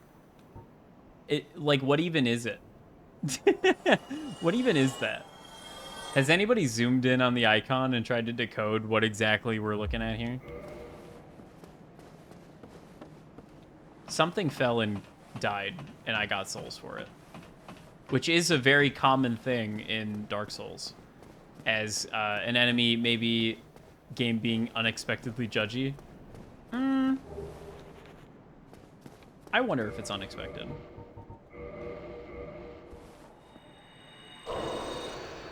Oh, you might be wondering. Or, why are you using all of your humanity? Well, if we go to our stat spread, let's take a look at the stats. So we've got our name, we've got our covenant, our soul level. So this is the current level that we are at. Every time we level up a stat, this increases by 1, and it makes the number of souls required to boost to the next level higher. Total souls in possession, you know, various uses, but they're left behind when you die. Strength or vitality is the parameter determining HP. Attunement, parameter determining the number of attunement slots, which are the slots you use to equip spells. Each spell will take up a certain amount of attunement slots. Right now we have 3 at 15 attunement. I think if I put 1 more point in attunement, I get another slot, so I'll probably have to do that in a minute. Endurance, parameter determining stamina, equipment load, and resistance to specifically bleeding. Worth noting, putting a point in any stat increases your physical defense by a little bit. Any stat, no matter what you put it into. So over the course of the game, you do just become more physically resistant, and so weaker enemies will just naturally start to do less damage to you. This is just a thing that happens, regardless of what you level up. So it's important to level up things, you know, based on what you want to get out of it. Strength. Required to wield powerful weapons also boosts weapon attack if it scales with strength. If it scales with strength. Dexterity. Wield advanced weapons. Like, I guess when they say advanced, they mean like things that require dexterity, like rapiers. You know, dexterous weapons. Resistance. A parameter boosting defense and resistance to poison. So it says boosting defense here. It's a parameter boosting defense and resistance to poison, not boosting defense, comma, and resistance to poison. Everything boosts defense. Everything does. So resistance is kind of a dump stat. You kind of don't want to put points in here, almost ever. It's just bad. You can flood it with points if you're having really bad issues with poison, but there are better ways of dealing with that than dumping stat points into this that is used by nothing else. Intelligence for sorceries, boost magic, makes sense. Does it raise resistance to poison or other ailments too? Poison and toxin, technically, because toxin is just kind of advanced poison. So it shares the same I think they're related in some way, the resistance to it. I don't remember what I think there's like a ratio. So it is pretty useless? Yes. Yes, it is. Intelligence, parameter required to wield sorceries. Faith, same with miracles. So those are the main stats. There's also this, humanity. The number of black sprites within one's bosom symbolizes human nature and determines item discovery and resistance to curses. Item discovery. So for every little point of humanity you have, up to 10, it increases your item discovery rate, which is over here. This is, again, supposed to be taken as a percentage. So 100 is what it kind of starts at 0 humanity, and it goes up from there. Curse resistance, you say? Yes. Hello, Sir Air Dude. Welcome in. It is me. I'm here. So there's curse resist. Higher value indicates lower tendency to be cursed. Same with poison. Same with bleed. Resistance to bleeding caused by sharp objects. Poise, ability to receive attacks without breaking form. I feel like that description could have been a little bit longer. Poise is one of the most important stats in the whole game. You get this from specific armor. Every piece of armor equipment has a poise stat. Currently, none of mine have any poise because I'm just wearing scraps. But poise is very useful later. I have attunement slots. We've got HP. Character dies when this reaches 0. Thank you for telling me that. Stamina required for various actions. Depleted by various actions, but self-regenerates. Total weight of equipped items. Higher number slows movement. Exceeding max causes sluggishness. So, you know, if you didn't know about the rolling differences, there you go. It does also affect stamina regeneration. They probably should have said that in there, but that's just kind of something you have to notice, I guess. R weapon 1. The attack of weapon equipped in slot 1 of right hand. The attack of weapon equipped in slot 2 of right hand. So you can kind of compare your equipment this way, just kind of like, you know, shorthand. Physical defense against physical attacks. You'll see that it says 69 inside of parentheses 17. I forget what that 17 is exactly. I think the 17 is without armor, perhaps. What happens if I take my armor off? Yes, okay, so the 17 in parentheses is my defense without armor.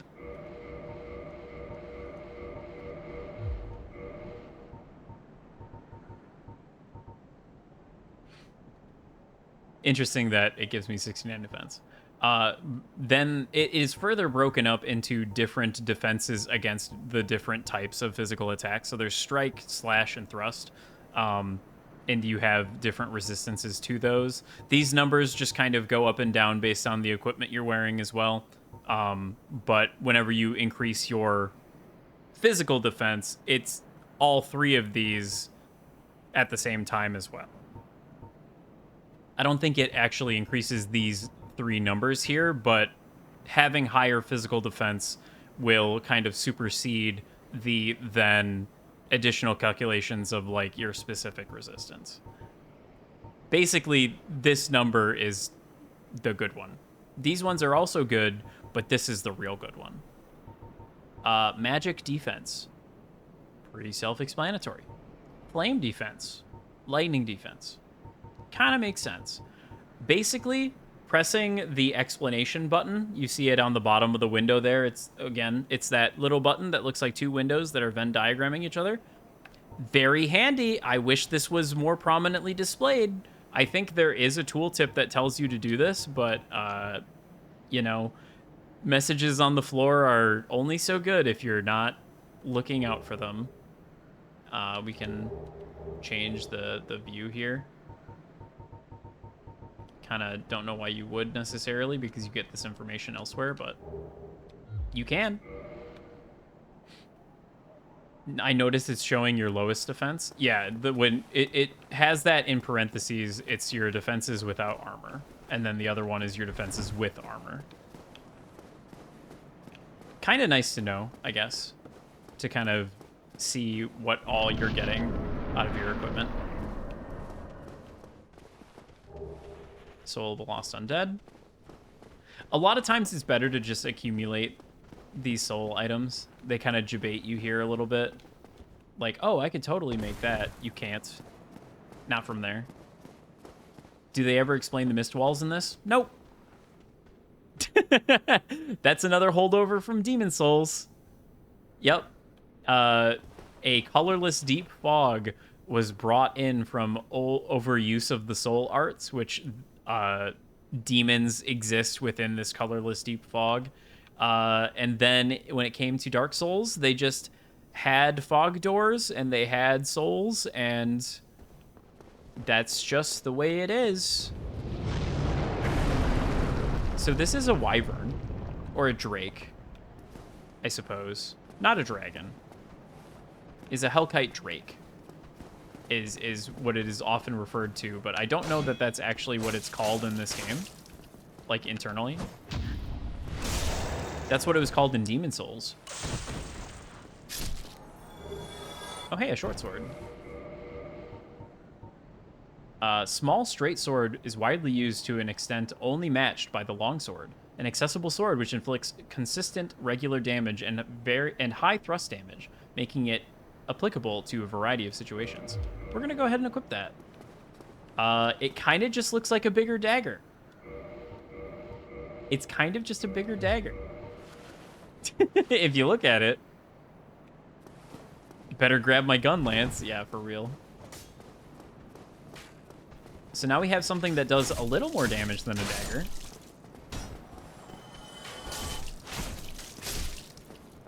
Has a little more reach, too. Very nice. Actually, I'm going to take care of this guy shooting at me. I've decided. Also in here, we have a wooden shield. I will take a look at that in a minute. Nope. He didn't die. The wooden shield, a vertically elongated wooden shield decorated with a white dragon. Wood shields are lighter than metal shields, but with lower physical damage reduction and reduced shield stability. However, it is better than my other one, other than the fire. The fire. Fire is the same, actually. The wooden shield, this one specifically, 93%, is about as high as it gets for wooden shields. Does it scale like the dagger, the short sword? No, it just has a critical of 100. And then the dexterity scaling is actually higher than the dagger. Interesting. The dagger's higher, sorry. I had it backwards. That makes more sense. I was going to be surprised if the short sword had higher dex scaling. But it's doing more damage right now, so...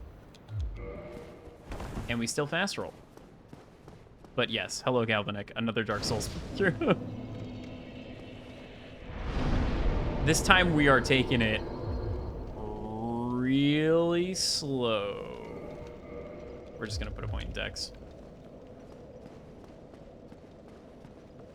1 point.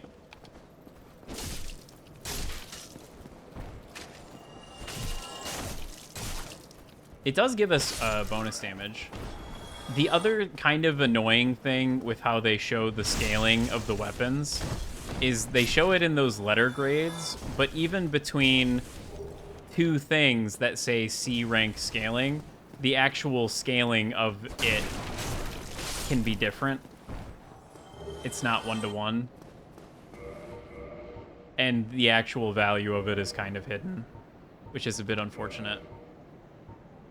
Why can't I thought there was a way to cycle between these, but I guess not. Tattered and it barely serves its purpose anymore. I thought I picked up it was the shield. The cracked round shield. It's a round wooden shield, cracked and nearly broken. Wood shields are lighter. Yep, okay, so we read that.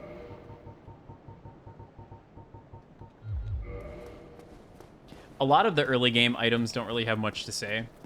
This changes. This changes quite a bit as the game goes on. Hollow Soldier Waistcloth. Is that different than what I... Yeah, Hollow Warrior and Hollow Soldier. Yeah, basically the same description, though.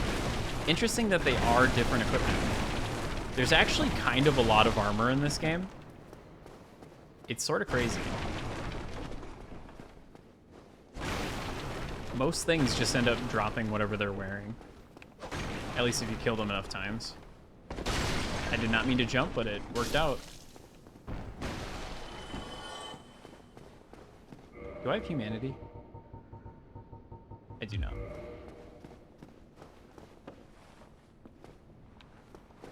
Let's go over here quick.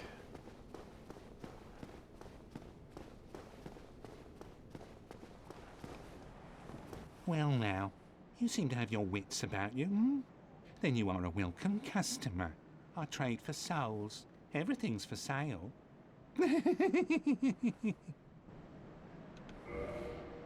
He sells some pretty decent stuff, honestly. I think I'm gonna buy... Well, I should probably get the, you know, the standard stuff. I don't need the residence key because I have the master key, but we'll pick it up. Actually, I think there is a door that the residence key opens that the master key does not. And we'll buy the orange stone. Things are getting treacherous in these parts. A horrible goat demon has moved in below. And up above, there's that humongous drake and a bull demon too. If you stick around this place, it might end up being your grave. A bull demon and a drake? Here, I'm not here to chit-chat. And a goat we demon? talk business or we talk nothing at all. Here, I'm not... I don't know what a capra Thank you is. kindly. I imagine it's a part. It's a goat. Also, he's just like petting this like broken barrel, I guess. You can literally break it, and then he just like pets the air. Oh, you again. I hope you've brought plenty of souls. Kind of yells at you if you don't buy something, so I'm inclined to do so, but... What a waste of time. Go and fall off a cliff. So angry. Oh, whoa, whoa, whoa, whoa, not drop. Use 8 of those all at once. Boom, 1600. This is kind of what you're supposed to do with these souls. You just kind of let them accumulate and then use them all at once when you need to buy something. Oh, I hope...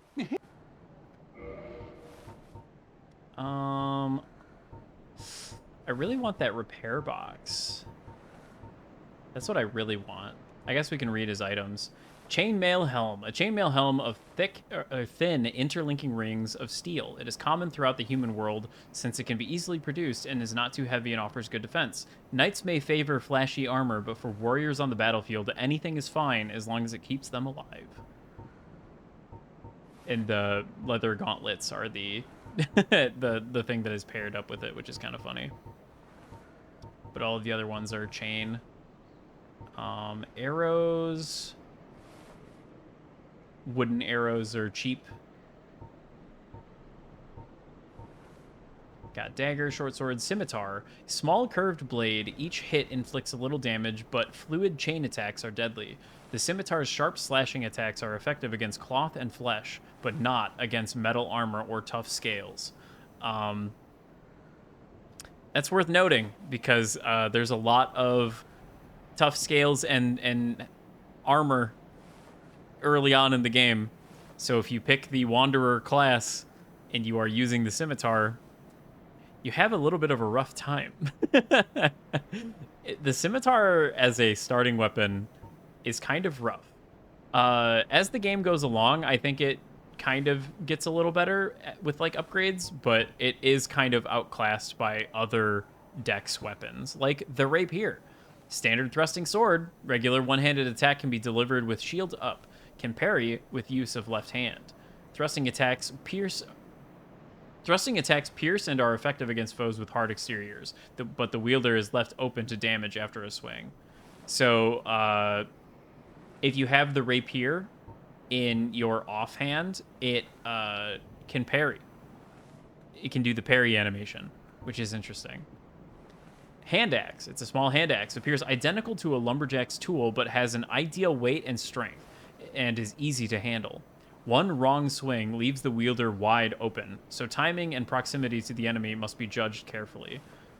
This is actually like a real thing. The axe has an animation for if you swing and don't hit anything, where you kind of stagger a little bit. And if you swing and hit something, then there's no end lag, basically. It kind of interesting that it does that. I think there's a couple other weapons in the axe category that are similar, like the battle axe. But other weapons don't really do that. It's just kind of interesting. The club. Simple wooden club. This simple bladeless strike weapon is effective against most foes, is easily handled, and can break the guard of a shield. However, a single miss makes one wide open, so timing and proximities are crucial. So I think it's axes and hammers, it seems to be, are the two weapon classes that do this thing. Reinforced club. It's a club with leather nailed to the pommel. The Berg Undead Merchant proudly peddles this club, but its reinforcement is shoddy indeed. Indeed, its attack is shoddy. Indeed, its attack is stronger, but the club is no longer dependably sturdy. So what they mean by that is that the durability is lower. There's a durability stat over by the weight. The normal club is 250. The reinforced club is 100. So it's no longer as sturdy. That's what they mean. Spear.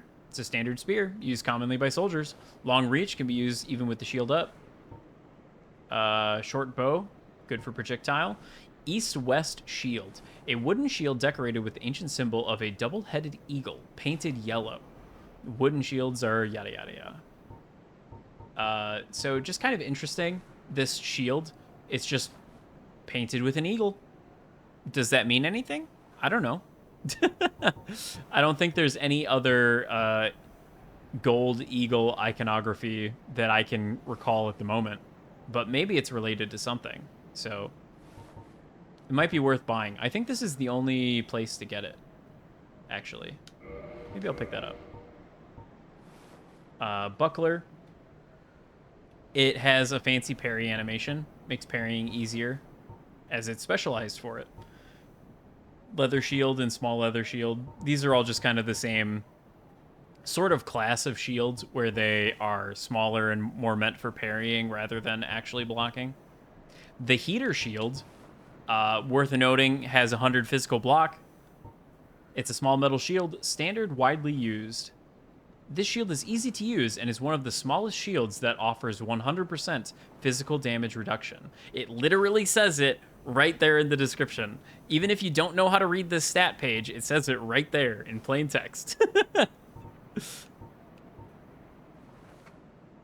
Warrior's Round Shield. A round wooden shield crafted in Lordran, decorated with the ancient Labrys axe. The giant trees in Lordran are distant offspring of the great stone arch trees. This shield inherits their properties, and the wood reduces magical damage.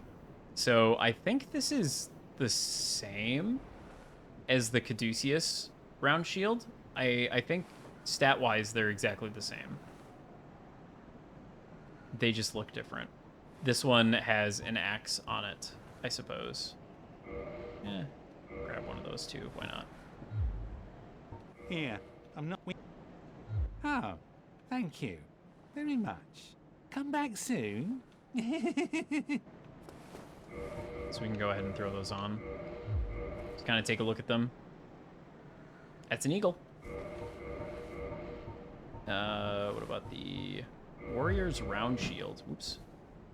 Yeah, so it's got that like kind of Viking icon on it of the axe head. The Caduceus one. Some serpents. Very Viking-esque. Wooden shield. Said it had a white dragon on it. Yep, sure enough.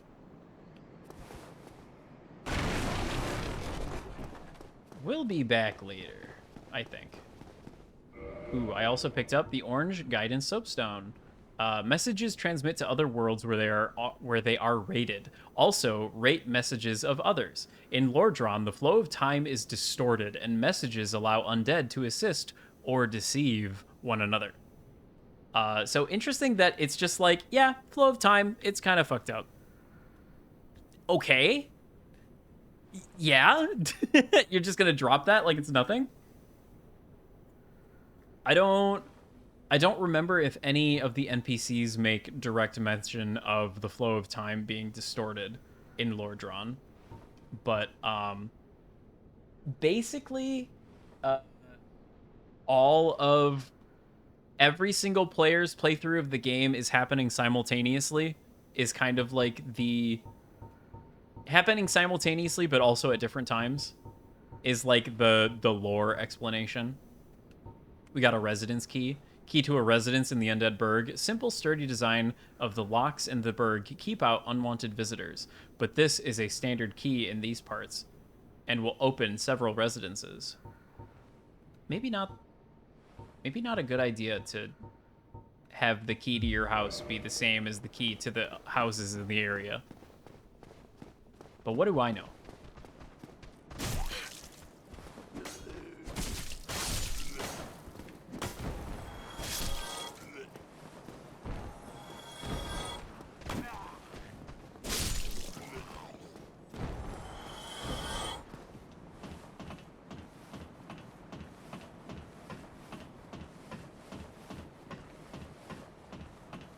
Nice little climb up.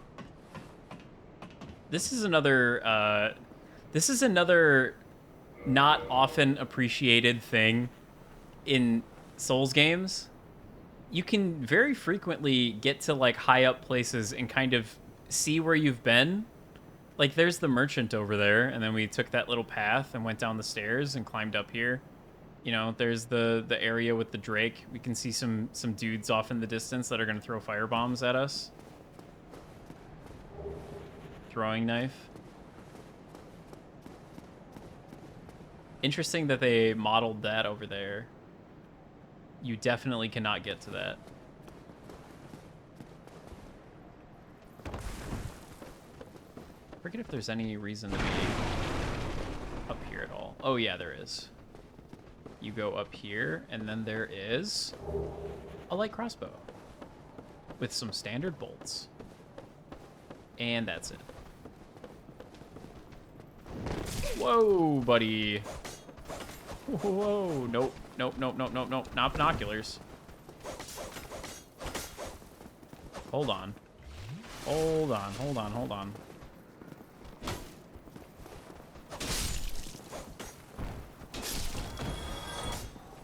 Let's just take a breather. All right. The key to Dark Souls is to not panic. If you just maintain a cool head and take stock of the situation, like the number of enemies, what they're doing, you can typically overcome most things. Did I take the wrong ladder?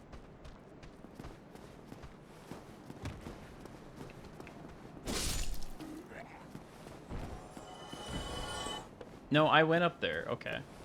Yeah, I already went over there. I already did that. We're good. I don't need to do it again.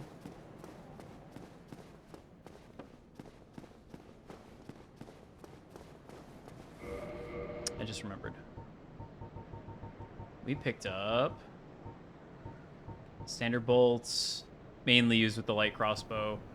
Where is the light crossbow? Standard crossbow issued to soldiers. While bows require both hands, a crossbow is held in one, but arming each bolt takes time. So that's kind of the drawback. Da-dumps.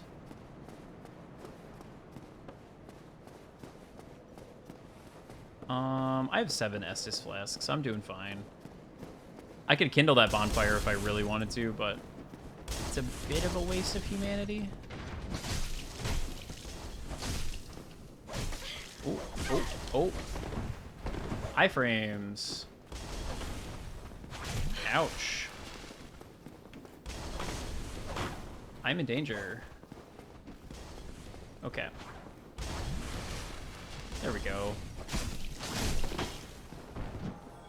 A lot of times, if you see some guy jumping at you from the background, just like holding the shield button and then letting go of like attack, the shield comes up as soon as it can, and then you block the attack.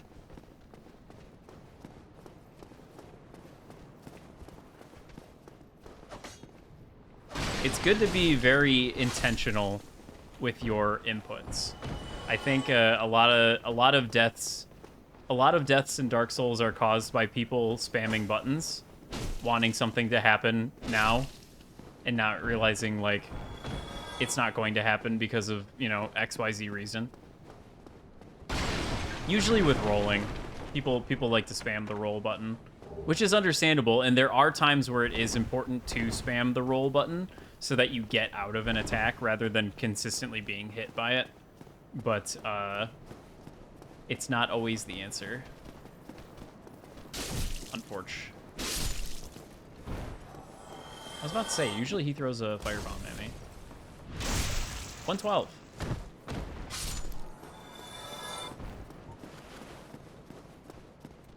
I'm switching to dagger because a lot of times you end up clinking off of the wall when you use a longer weapon here, like that. And I wanted to avoid doing it. It says use the residence key, but you can also use the master key to open that door.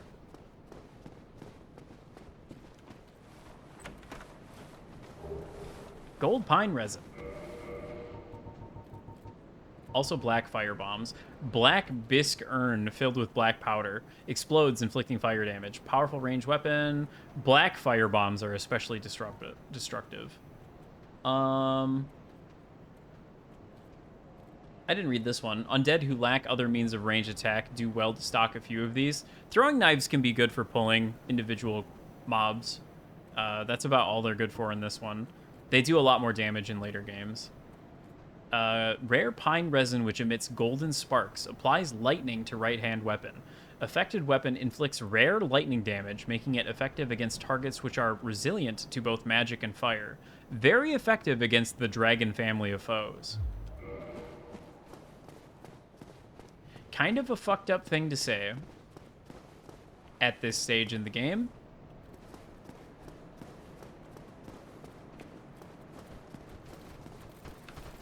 Ooh. That was awkward. I was expecting to get the parry, but I was a little bit too turned. Okay. Kick. Stab. Ouch. Okay, he's gonna heal.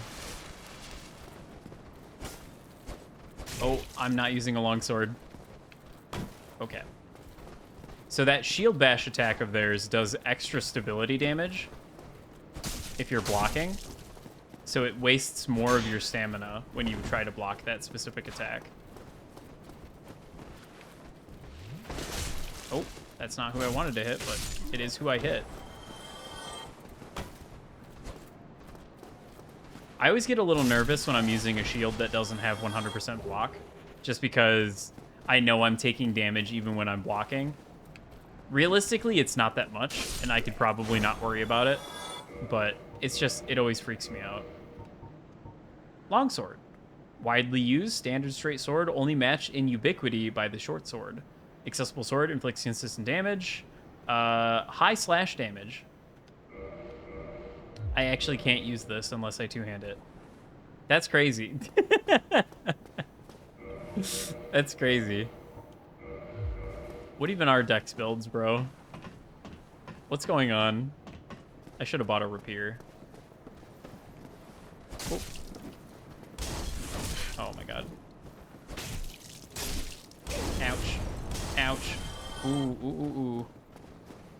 My shield not blocking fire very well is, coming back to bite me.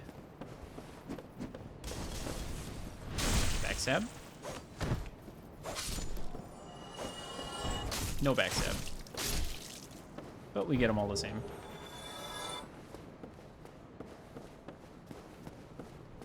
Interesting that it looks like you can... Oh, you can. Huh. You know, I don't think I've ever done this. There's no reason to. There's nothing up here. But it's kind of neat that you can jump to this. There's a lot of little areas that you can kind of just jump to that don't really do anything. But it's cool that you can do it. The platforming in this game is also, I think, somewhat more flexible than some people realize, especially with that little hop that they give you. You run and do a roll. Okay, let's see here. Trying to decide. There's nothing down this way, right? No. It's just the guy. I think I'm gonna wait a minute. Activate.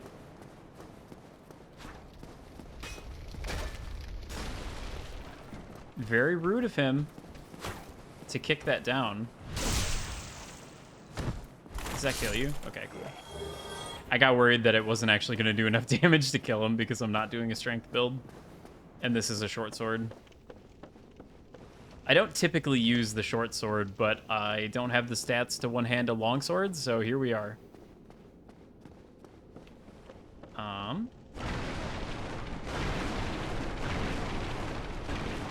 Must be upstairs.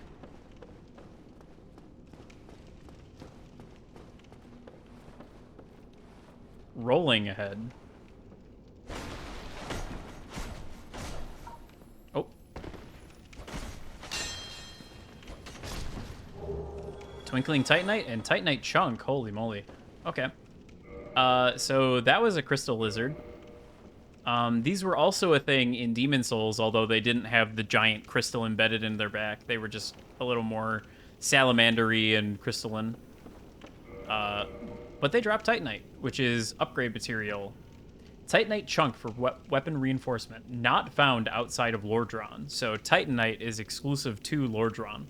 With the discovery of chunks in Lordran, the race to locate the legendary slabs has begun.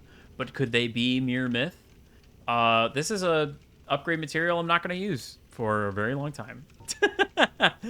Twinkling Titanite, weapon reinforcing Titanite, is imbued with a particularly powerful energy.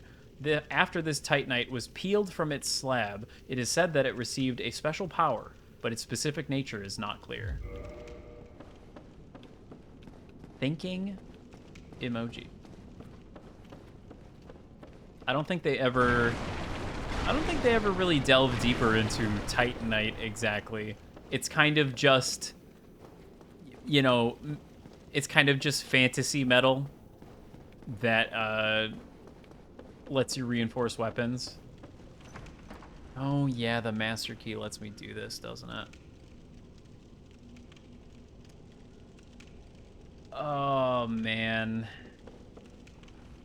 Do I even want to try this? Okay, if I'm gonna do this, I should equip the thing that lets me parry better. Actually, that would be a buckler, and I don't have one of those.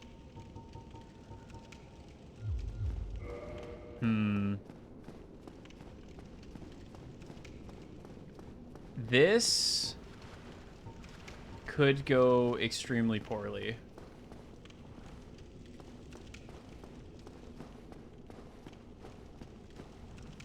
Fatty ahead. Well, that's just rude.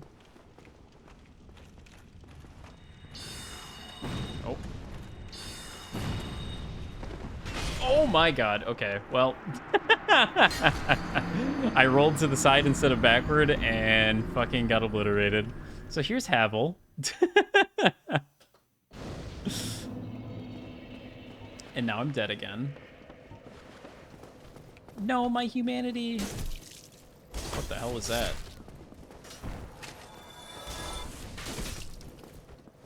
My character was like running weirdly to the side for a second. That's strange. Where's the death counter? We don't need that.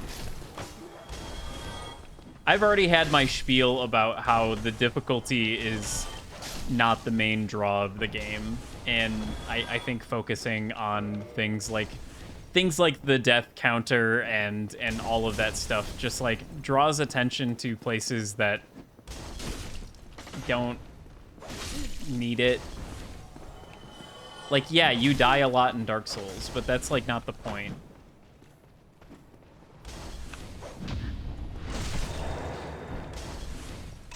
And I know it's meant in fun, and it is fun in a lot of cases. I don't know. For me personally, focusing on that is just like a source of unneeded frustration. Okay.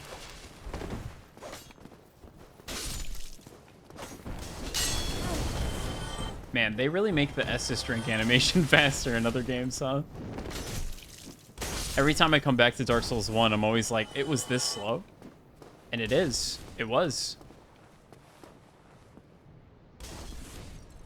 Yeah, much like time played.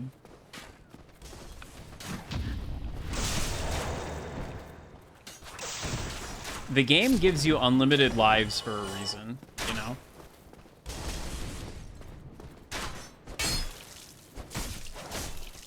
It's about the journey, not the destination.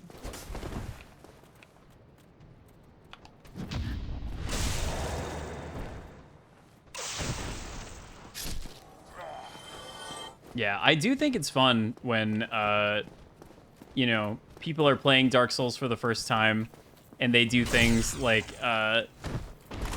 when you die, you can't use that weapon anymore. I mean, weapons being farmable makes that not the worst thing in the world. That'd be kind of interesting. Make it really interesting and you can't use the armor either. That'd be a funny challenge run. But yeah, like I said, it's just kind of, if you're not doing some kind of specific difficulty challenge. Soul Link Nuzlocke, Jesus Christ. Okay, delete your rapier, I just died. If you're not doing some kind of difficulty challenge, it's just kind of like... type faster.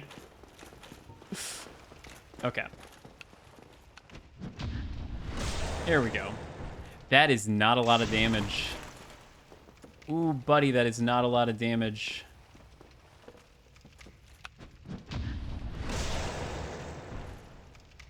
Ooh, buddy, that is not a lot of damage. That's less.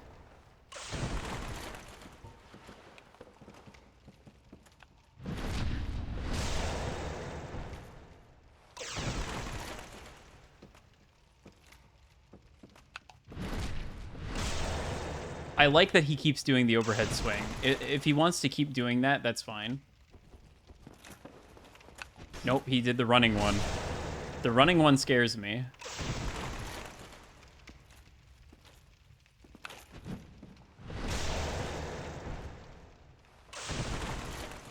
I don't think my spell did a whole lot of damage to him. It is kind of funny that with humanoid enemies, you can just do this. Just repeatedly parry them. Have a little parry.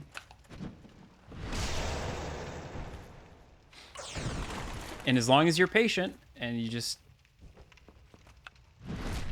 stay locked in, it just takes a little bit of time. It's made increasingly easier if you have like the parrying dagger or a buckler or something. Thank goodness they don't know how to dead angle. Yeah, for real. Well, they don't usually know how to dead angle. Mostly ran in fear from this guy in your blind playthrough. Same. And that was after I had already played a good bit of Demon Souls. So, like, I knew about parrying. I knew about backstabbing. Sometimes his AI just gets locked. And he'll just, like, stand there. This is doing quite a bit less because he has the shield on his back, I think. Okay, nope. He took the shield off his back and it did the same. Oh. Woohoo! Scary. Scary, scary, scary.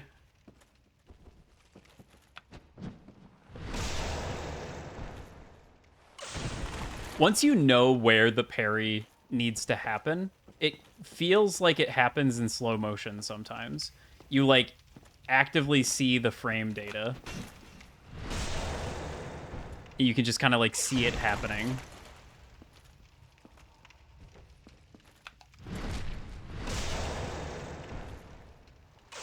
One more, I think. Oh, nope, that was it.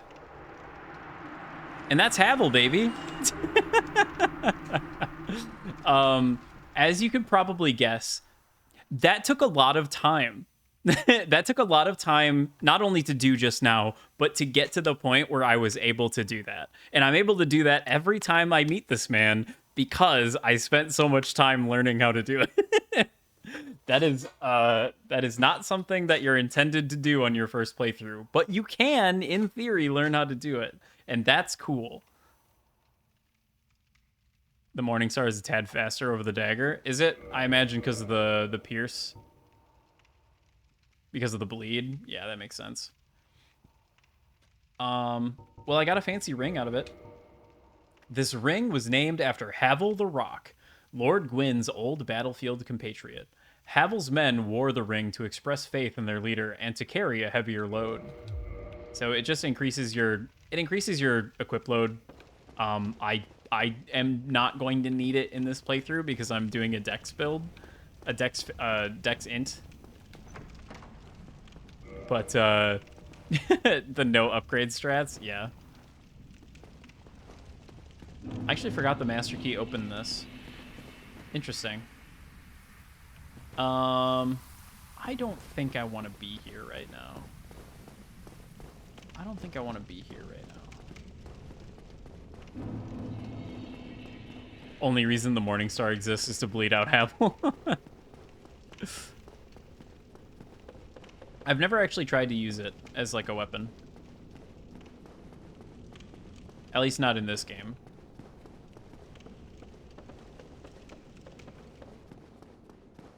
Let's see.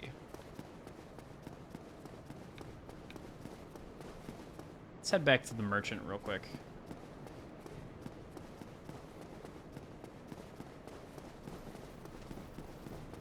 Oh. I ran over a spot in a suspicious way, and it alerted somebody that should not have been alerted. What are you doing over here? Sometimes enemies end up in weird places.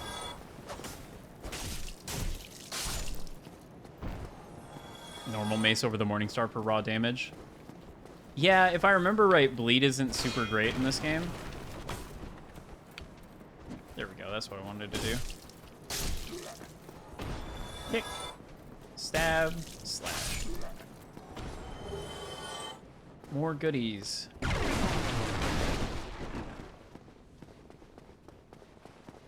Oh, there you are. Still keeping your marbles all together? Yes. Then go ahead, don't be a nitwit. Never hurts to splurge when your days are numbered. Oh, he's leaned on the normal mace of the... Oh, wait. Bleed really helps out a lot? I thought people said that bleed was bad in Dark Souls 1 for some reason. Bleed buildup on the Morningstar isn't great? I see. Another thing they did in the remaster is that they put the dried finger as something you can buy from this guy. Dried finger with multiple knuckles, used to strengthen connection to other worlds, allowing for the summoning of a third phantom, but also a second dark spirit. Also makes the summoning of dark spirit occur earlier, used with caution. So when you use a cracked red eye orb, and when somebody uses a cracked red eye orb or the red eye orb and they invade your world, there's a cooldown before another phantom can show up. Using the dried finger just resets that cooldown so people can just invade you instantly again. So if you're baiting phantoms, that's the way to do it. Got a repair box and a bottomless box. And then I think we pretty much bought this guy out. Other than I could buy a heater shield if I really wanted to. I think I can pick one of those up somewhere, though. So I'm inclined to not purchase. Thank you kindly. Alrighty. Those repair boxes. Repair box. Specialized mortar used to repair weapons and armor by grinding repair powder. It says that, but you don't need repair powder to use it. Rest at a bonfire to make weapon and armor repair possible. Repair powder is fragile and cannot be taken along. So that's just saying you have to be at the bonfire in order to use this. Bottomless box is a peculiar bottomless wooden box. Its origins are unknown. Some deride it as a symbol of unbridled avarice. Any number of items can be deposited into the box, and the items can be managed while resting at a bonfire. It's just inventory management, which is kind of weird because there's no inventory weight in this game. In Demon Souls, there was equip burden, but then there was also item burden. So there was a limited number of weight that you could carry on your person, as well as the things that you had equipped. So being able to stash your stuff away in the Nexus was a lot more valuable. In this one, it's kind of just for management if you just want less things in your inventory as you're running around. But otherwise, yeah, it's kind of weird that it's a feature. I guess since, you know, I don't really have a way to sell things right now, it's kind of nice for that. But that's basically everything from this merchant purchased that is unique and important. So, I mean...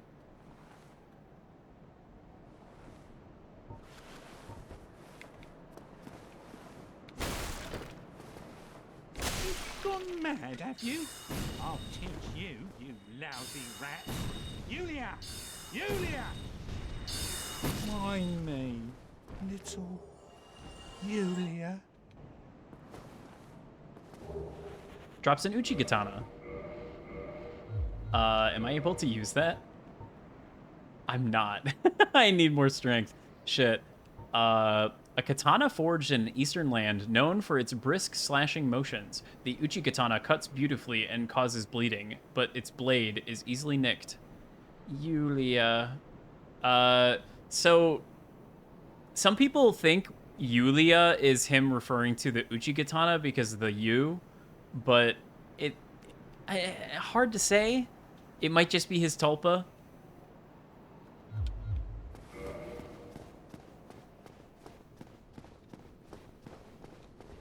Him going crazy as he's, you know, undead after all. Tulpa mention.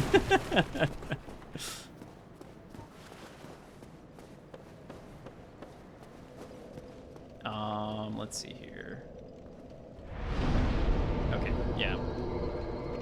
I thought it was weird that I only had 3.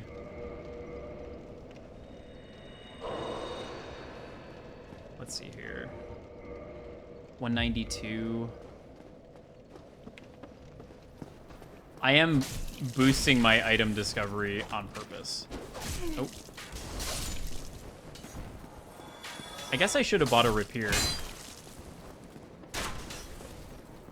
Yeah, I probably should have bought a rapier before I killed him. It's okay. There's a better than a rapier weapon that I should probably pick up relatively quickly here. In fact, I'm wondering if I should go do that right now. Before I fight Mr. Taurus Demon.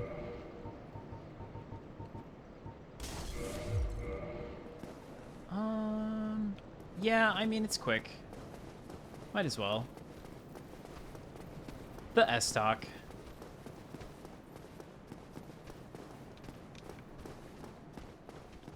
It's a bit of a detour, but it should be fine. Okay, buddy. Good lord. Sometimes they just really want your ass.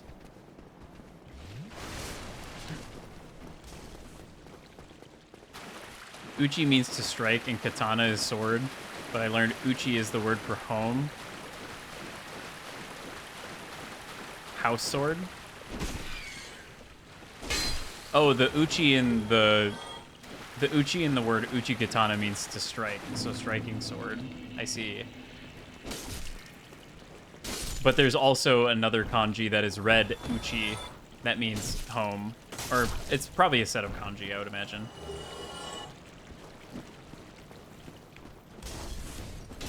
It'd be funny if they're actually the same kanji.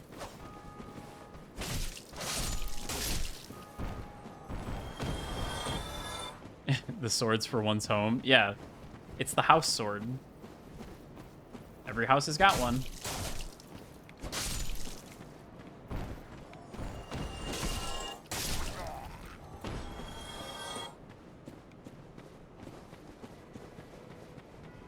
Okay. Sort out your home with this. Do you have anything new? Ah, your face. You're practically hollow. Kind of fucked up, bud. But who knows? Going hollow could solve quite a bit.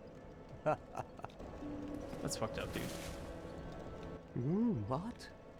Restoring your humanity? Well, there are a few ways to go about it. Collect it bit by bit from corpses.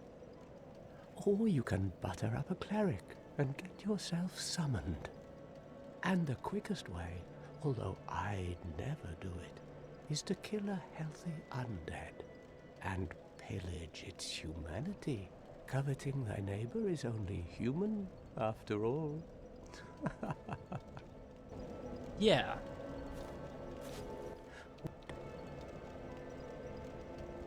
How did that silly sorcerer's apprentice end up?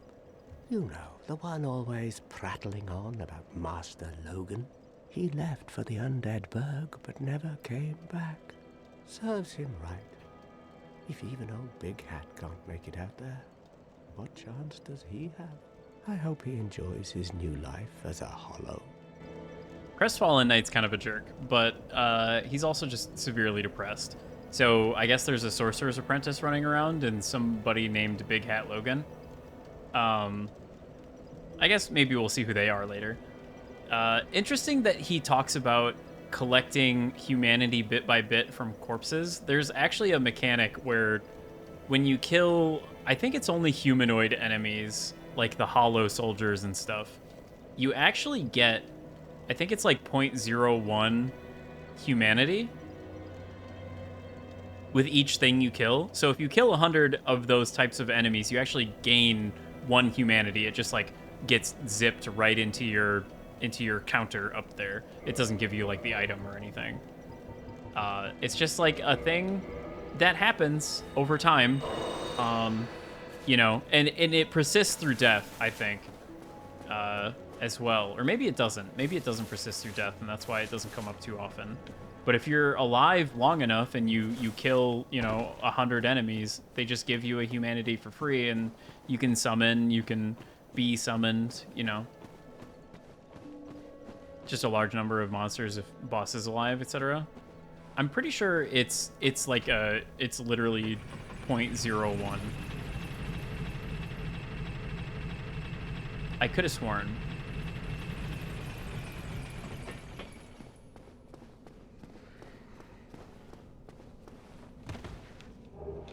Nameless Soldier Soul. I think a lot of the soul items don't really have much interesting to say. If and I recall.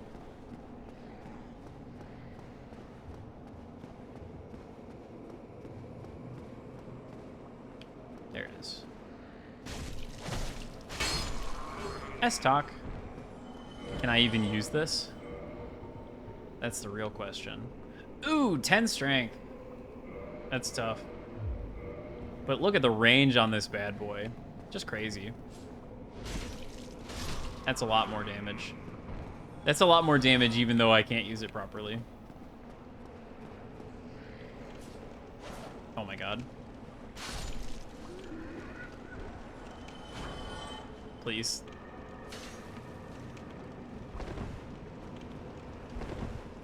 There we go.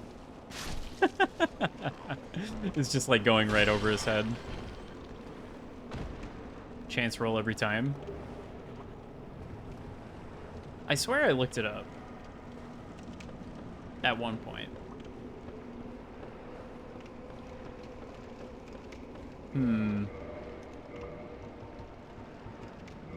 Nope, not the longsword. We want the short sword. Although, I don't even know why I'm bothering to equip that, because it's not like I'm going to be fighting the ghosts. Oh yeah, there's ghosts here. I picked up transient curses. I'll read them in a minute. There's something specific that I should have put on my bar.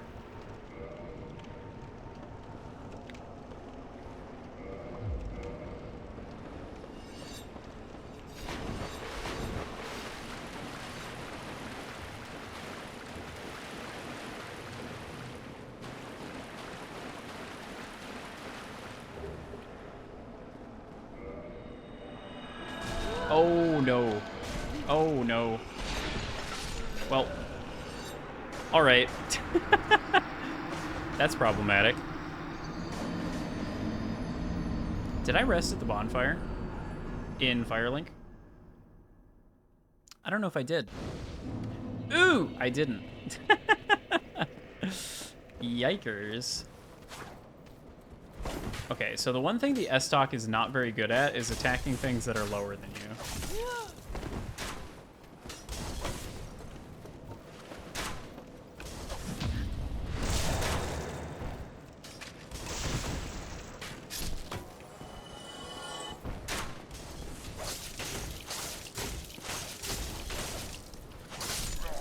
There.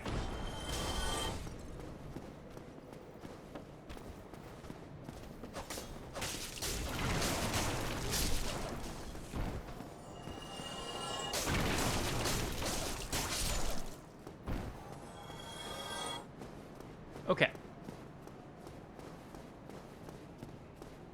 Worked before fighting a boss. Coincide with farming souls. Yeah, exactly.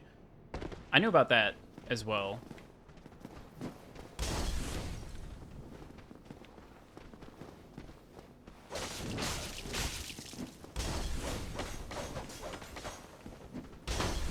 Oh. Come on. Ooh. Not today, buddy. Give me that. All right. Just a nice little jaunt. Back to getting my 8,000 souls and 8 humanity. First humanity drops when humanity's worth meter is built up to 100. Next drops at 105.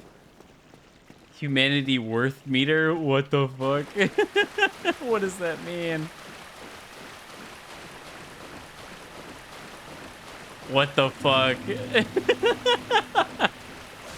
Miyazaki! Again, this is like a mechanic that is not... It's not going to be explained anywhere because, I mean, just read it. Just, like, look at it. Why would they ever attempt to explain that to, like, a reasonable human being?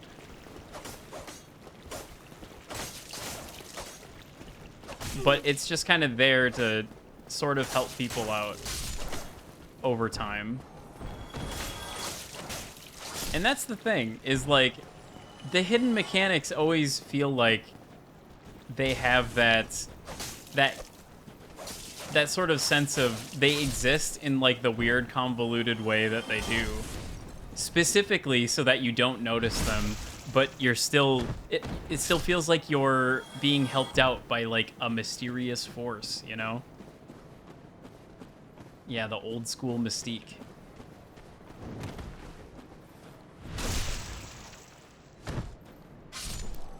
I don't know, it's things like that that don't really diminish...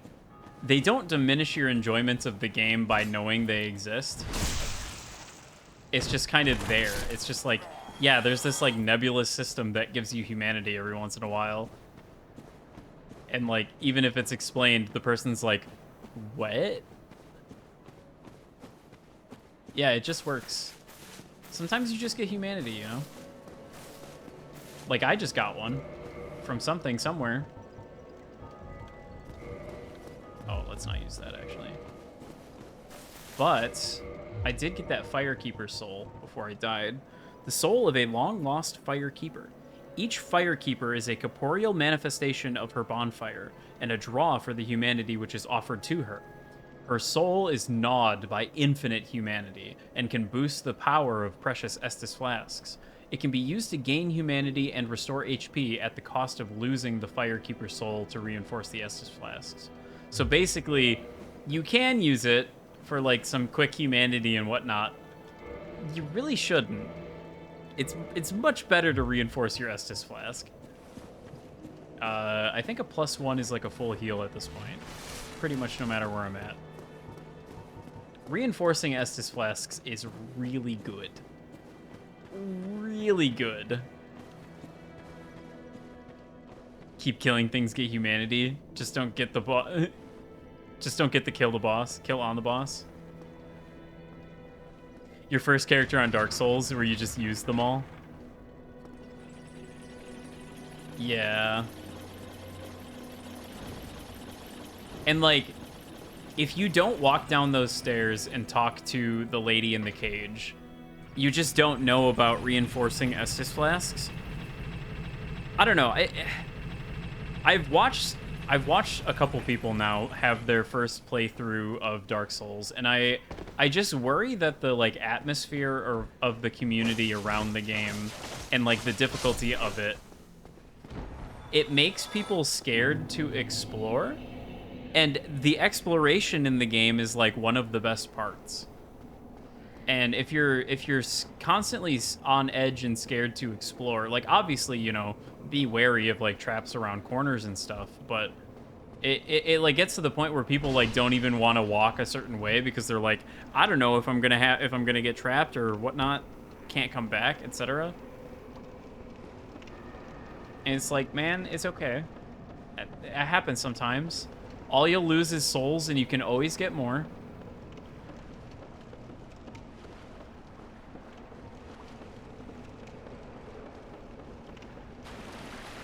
Yeah.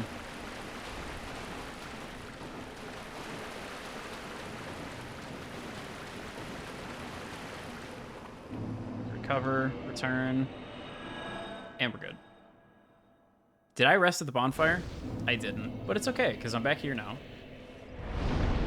And we can go ahead and level up. I only need 10, right? Yeah, let's do that. Boom. S-Stock equipped. We got pretty decent decks for where we're at in the game. Let's go kill Taurus Demon. There were never any soapstone signs lead to the first Firekeeper. Just try jumping. Yeah. That's a real classic.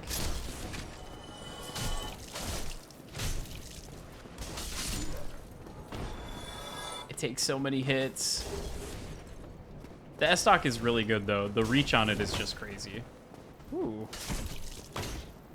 I like subconsciously saw that guy. Let's see.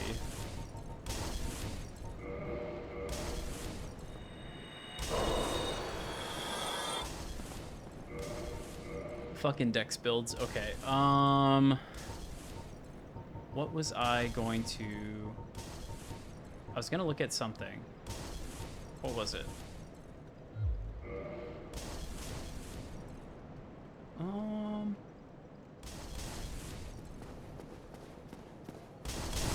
Soapstone signs are such an awesome but painful mechanic. I think it's just, like I said, I think it's the main draw is that it's that level of collaboration with the player base. And I think it plays really well into the, like, you know, not only the multiplayer, but just, like, getting people talking about the game, even within the game. It's just such a cool thing. I don't understand why more games don't have things like that. I guess because it's kind of a hard thing to get right.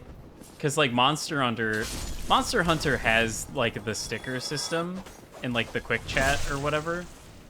But it's not as good as, like, the soapstones. You know? It's like a similar sort of system in a sense. But I don't think people think of it as strongly. Ooh. Ooh. Oh my god. Oh god. Woo! Heal up. Nope. Nope. Nope.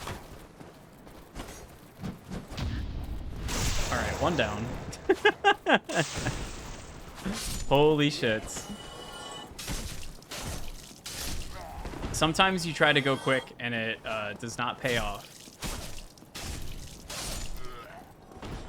Good lord. Allows the game to be really obscure and hide things. Yeah, exactly. Without soapstones is very eye-opening. Honestly, though, like, that's the thing, is I feel bad for people that are like, I'm gonna play the game offline with no soapstones, because that's not how people played it on release day. I mean, on release day, maybe, but not on, like, the second day. By the second day, there's soapstone signs everywhere, you know?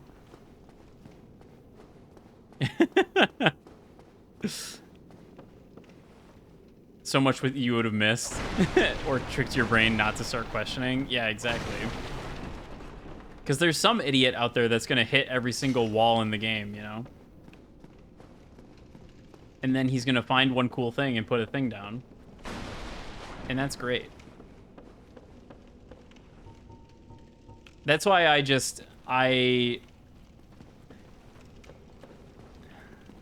I feel bad when I see people, you know, play the game for the first time by, like, going offline and they don't read the soap signs or summon anything.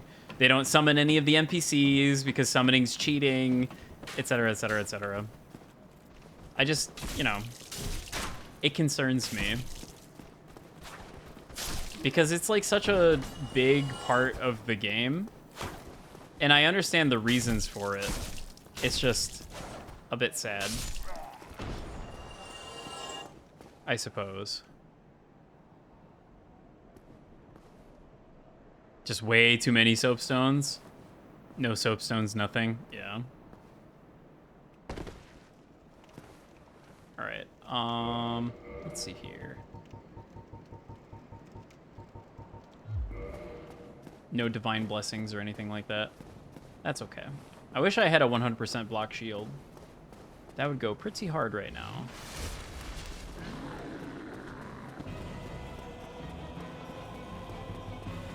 Oh. Getting the message rated up gives you a full heal S discharge in most games? Yeah, exactly. Woo!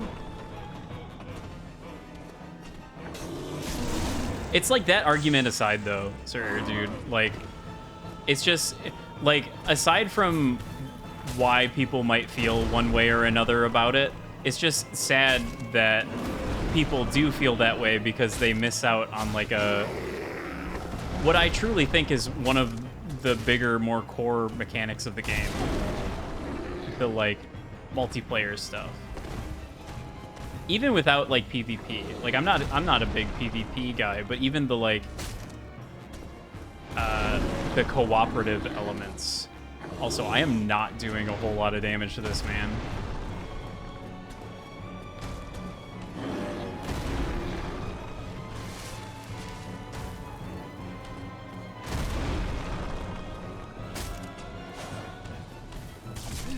Oh.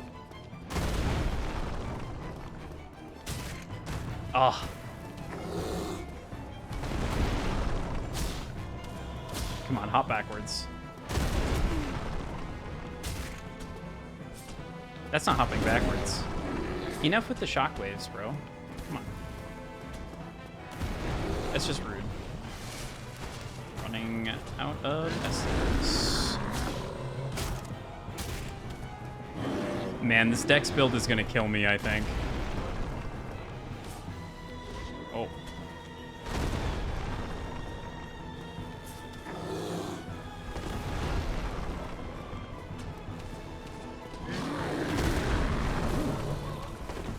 I didn't. Okay. I don't know why it rolled the second time. I didn't press the button.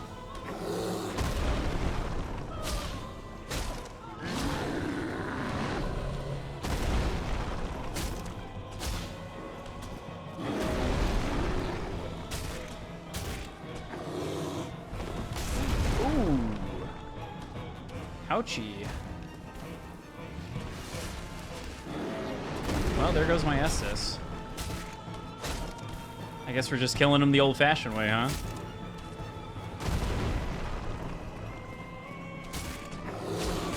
Oh, that's not great. Ooh, I gotta be careful, too. Oh. Oh. Jump backwards? Nope. No such luck. Okay. This is a little concerning.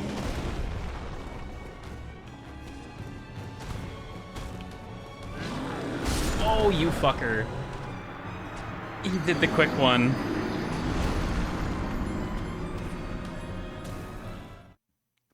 Why the later games just make PvP less common. Invasions in these games sort of just turn into griefing unless the invadee starts with a big advantage like co-op.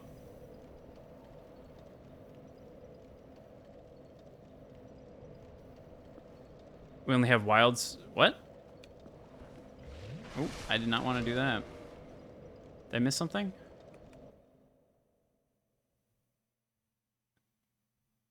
The scraping spear from Demon Souls, yeah. I think that's funny though. Demon Souls is a bit different just because of its structure and how the multiplayer mechanics kind of interact with that structure. I feel slightly differently about the PvP in that game than I do in later games.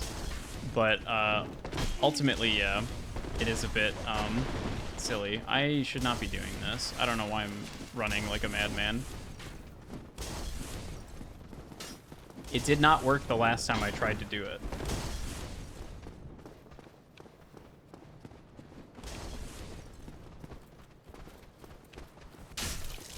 Oh, that's right. I do not have a kick.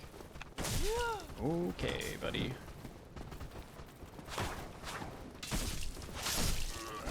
Oh, I'm not locked on.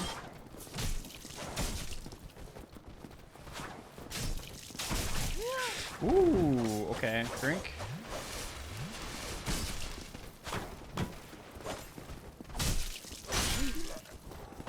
I'm in a tight spot. Oh my god.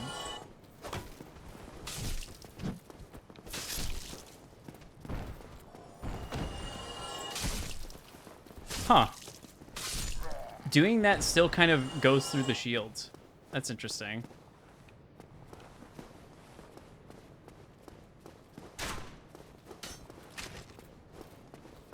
Wait, did I miss a message? Where did the...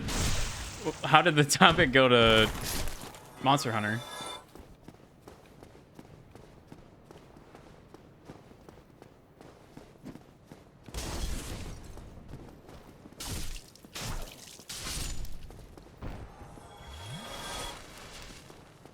You wanted to move away from the Eldritch a bit and focus on other monsters at launch? I see. I mean, I'm fine with monsters that aren't Elder Dragons. I just wish there were more of them, I guess. I don't know. I haven't bought and I haven't played Wilds. And I don't have a ton of interest in it at the moment, especially in its current state. I'm probably just gonna wait for a couple updates. Maybe even wait until the expansion comes out, which it probably will. Oh, just how veteran player bases can be weird about their games. That Palico is easy mode? Oh, I see. Yeah, I don't know about that. I feel like the Palico doesn't really help that much. But maybe I just don't notice the ways that it is helping. I guess in the newer games, it is healing you pretty frequently. Which is one thing, but like, I don't know. Is that really so bad? Okay. I'm kind of wishing I had bought a 100% block shield from the Undead Merchant before I killed him. And I gotta be careful about that backstep, so I don't backstep my ass off the fucking ledge. Holy shit.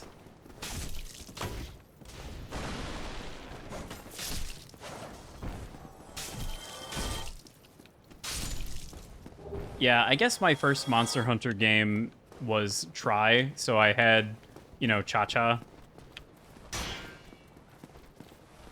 So I guess I never really experienced the Monster Hunter without like a NPC companion era. I played a little bit of Freedom Unite, but there were other reasons I was put off from that game. I guess put off is the wrong word. Other reasons why I continued playing Monster Hunter 4 instead of playing Freedom Unite.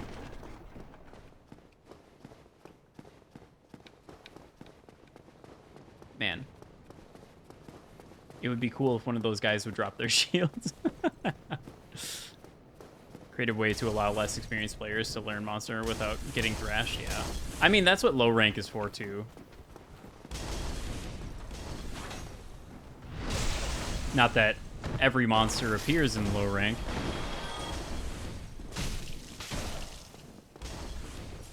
Oh. There we go. Okay.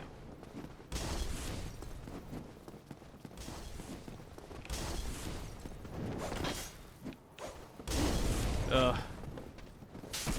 I think I am unfortunately losing steam. The not streaming has lowered my streaming endurance, it seems. Built more around co-op than solo. Yeah, exactly. Which is interesting because it was originally on the PS2. But I guess the PS2 did have that weird multiplayer online thing.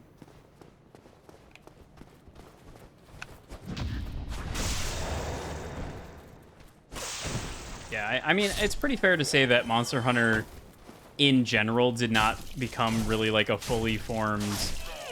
Oh my god. I was like spamming the roll button and everything too. Well, there goes all that humanity. Easy come, easy go.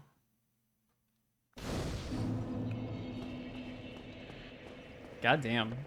That guy wanted me fucking dead.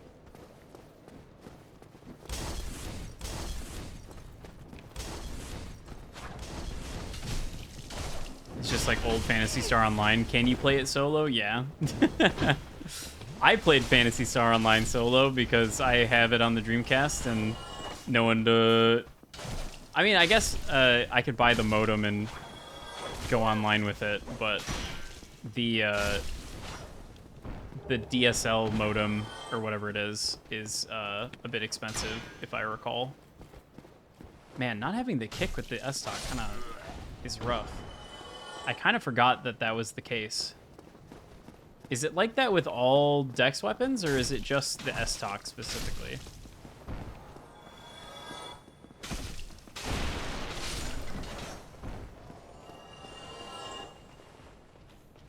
Paleo.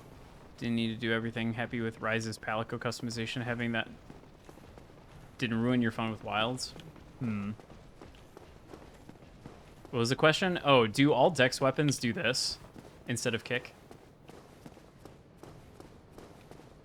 Do I just have a playthrough with no kick on my hands? I guess realistically I should be using magic more. Oh. Ouch. Rapiers have their own flourish move? I see.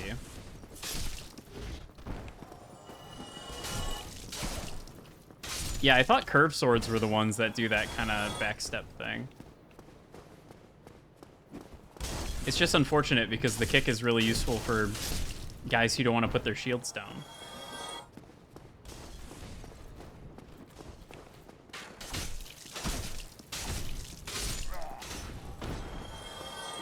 Okay. Did I pick up anything that I did not thoroughly examine? I don't think so. Why people really lean on the Baldur side sword. I see. Sigh. I guess maybe I'll have to farm up some humanity and farm for that. And lose my mind trying to do so. Okay. Oh, I parried the guy behind him. This is what happens when you don't have a kick. Oh my god. Not having a kick is really fucking me up.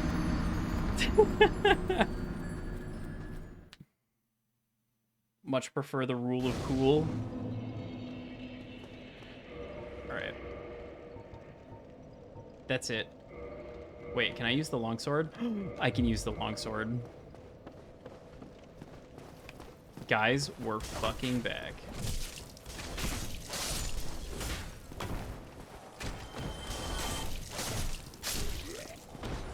I guess I could always just use like a spear or something. I think I have the wing spear. Or maybe that was in the store.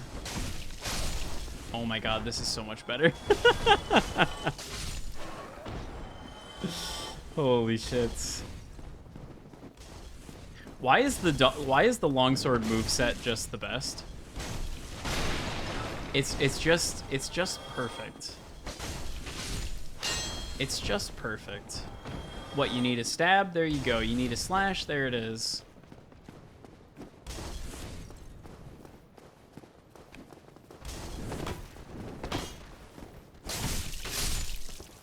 Perfect for crowd control if you're fighting one guy. It's just good. It's just good.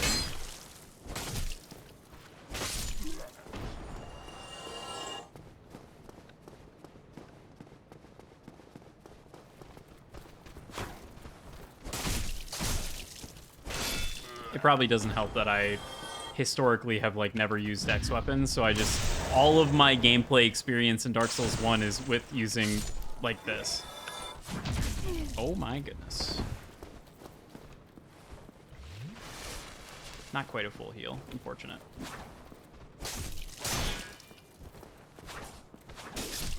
Oh, it did not quite recover fast enough. Nope. I wanted to kick. Kick.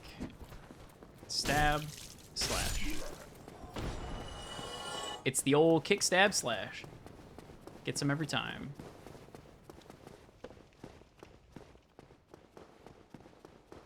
Damn, that was a lot of humanity to lose. That's kind of unfortunate, though.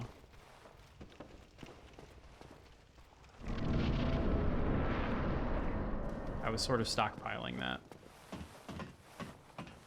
I need it for the drops. It's also kind of fucked up that, like, to farm humanity, you need to have the humanity, like, up on you. And as you farm for humanity, it, like, slowly gets faster. Because increased drop rate. I'm out of stamina. No. Okay. Let's try this again.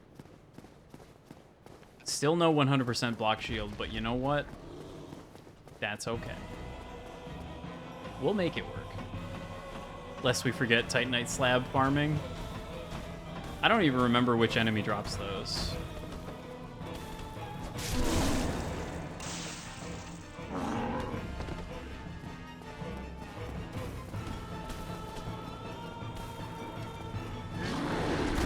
I wonder if I cheesed this guy, actually. Ooh.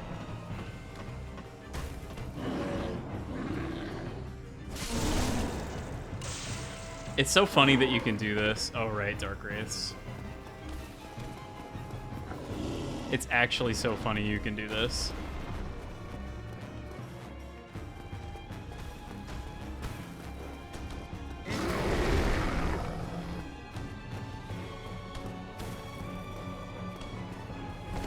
Oh, he fell. Goodbye.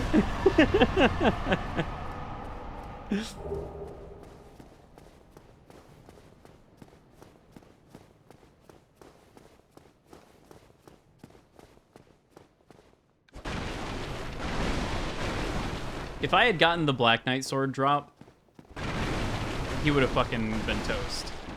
But I didn't, so killing him the old-fashioned way without the 100% block shield is kind of obnoxious. It's like not even just the block of the shield, but having the stability to like actually block his attacks. There he didn't even jump off. He kind of fell. It was very unfortunate. What did we get for that? Just humanity and a homeward bone, I think. Honestly, I could probably use the home bone. Still don't understand the shockwave he does when you're point blank. Yeah, it's just kind of an element of the attacks of bigger enemies. The hurt box is just like invisibly larger than the actual thing. And that's just kind of how it works. It is a bit unfortunate that it works that way. Let's fucking slam endurance real quick. Actually, we'll put that at 12, maybe get some more HP. We're feeling a little low. But I think that's gonna do it for today. Like I said, I'm like sort of running out of steam here a little bit with my lack of streamer endurance because I'm a little baby that hasn't streamed in so long. But yeah, we played some Dark Souls and it's always fun. It's always fun playing Dark Souls, even when you lose 10 humanity and 8,000 plus souls. And yeah, I'll continue this when I can, obviously, you know, whenever that may be. But it'll either be this or, you know, I can always hop back onto many of my other pursuits. Even watching is my favorite comfort food to watch and talk about. I mean, yeah, it's just such a mechanically rich and interesting game, and there's always just like some weird thing that happens just because there's so many systems like on top of each other interacting. It's just very interesting. I don't know. I like it. I like it a lot. I think it's very neat. It's a very neat video game. And, oh, I pressed the wrong button. Oh, I pressed the wrong button. Oh, I pressed the right button. Game good. Game very good. Okay. Let's see. Let us see.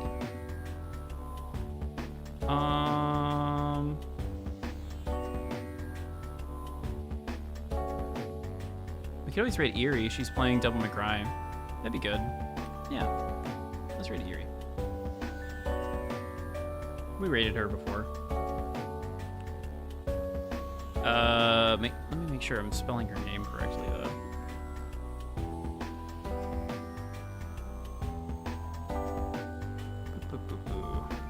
Control C.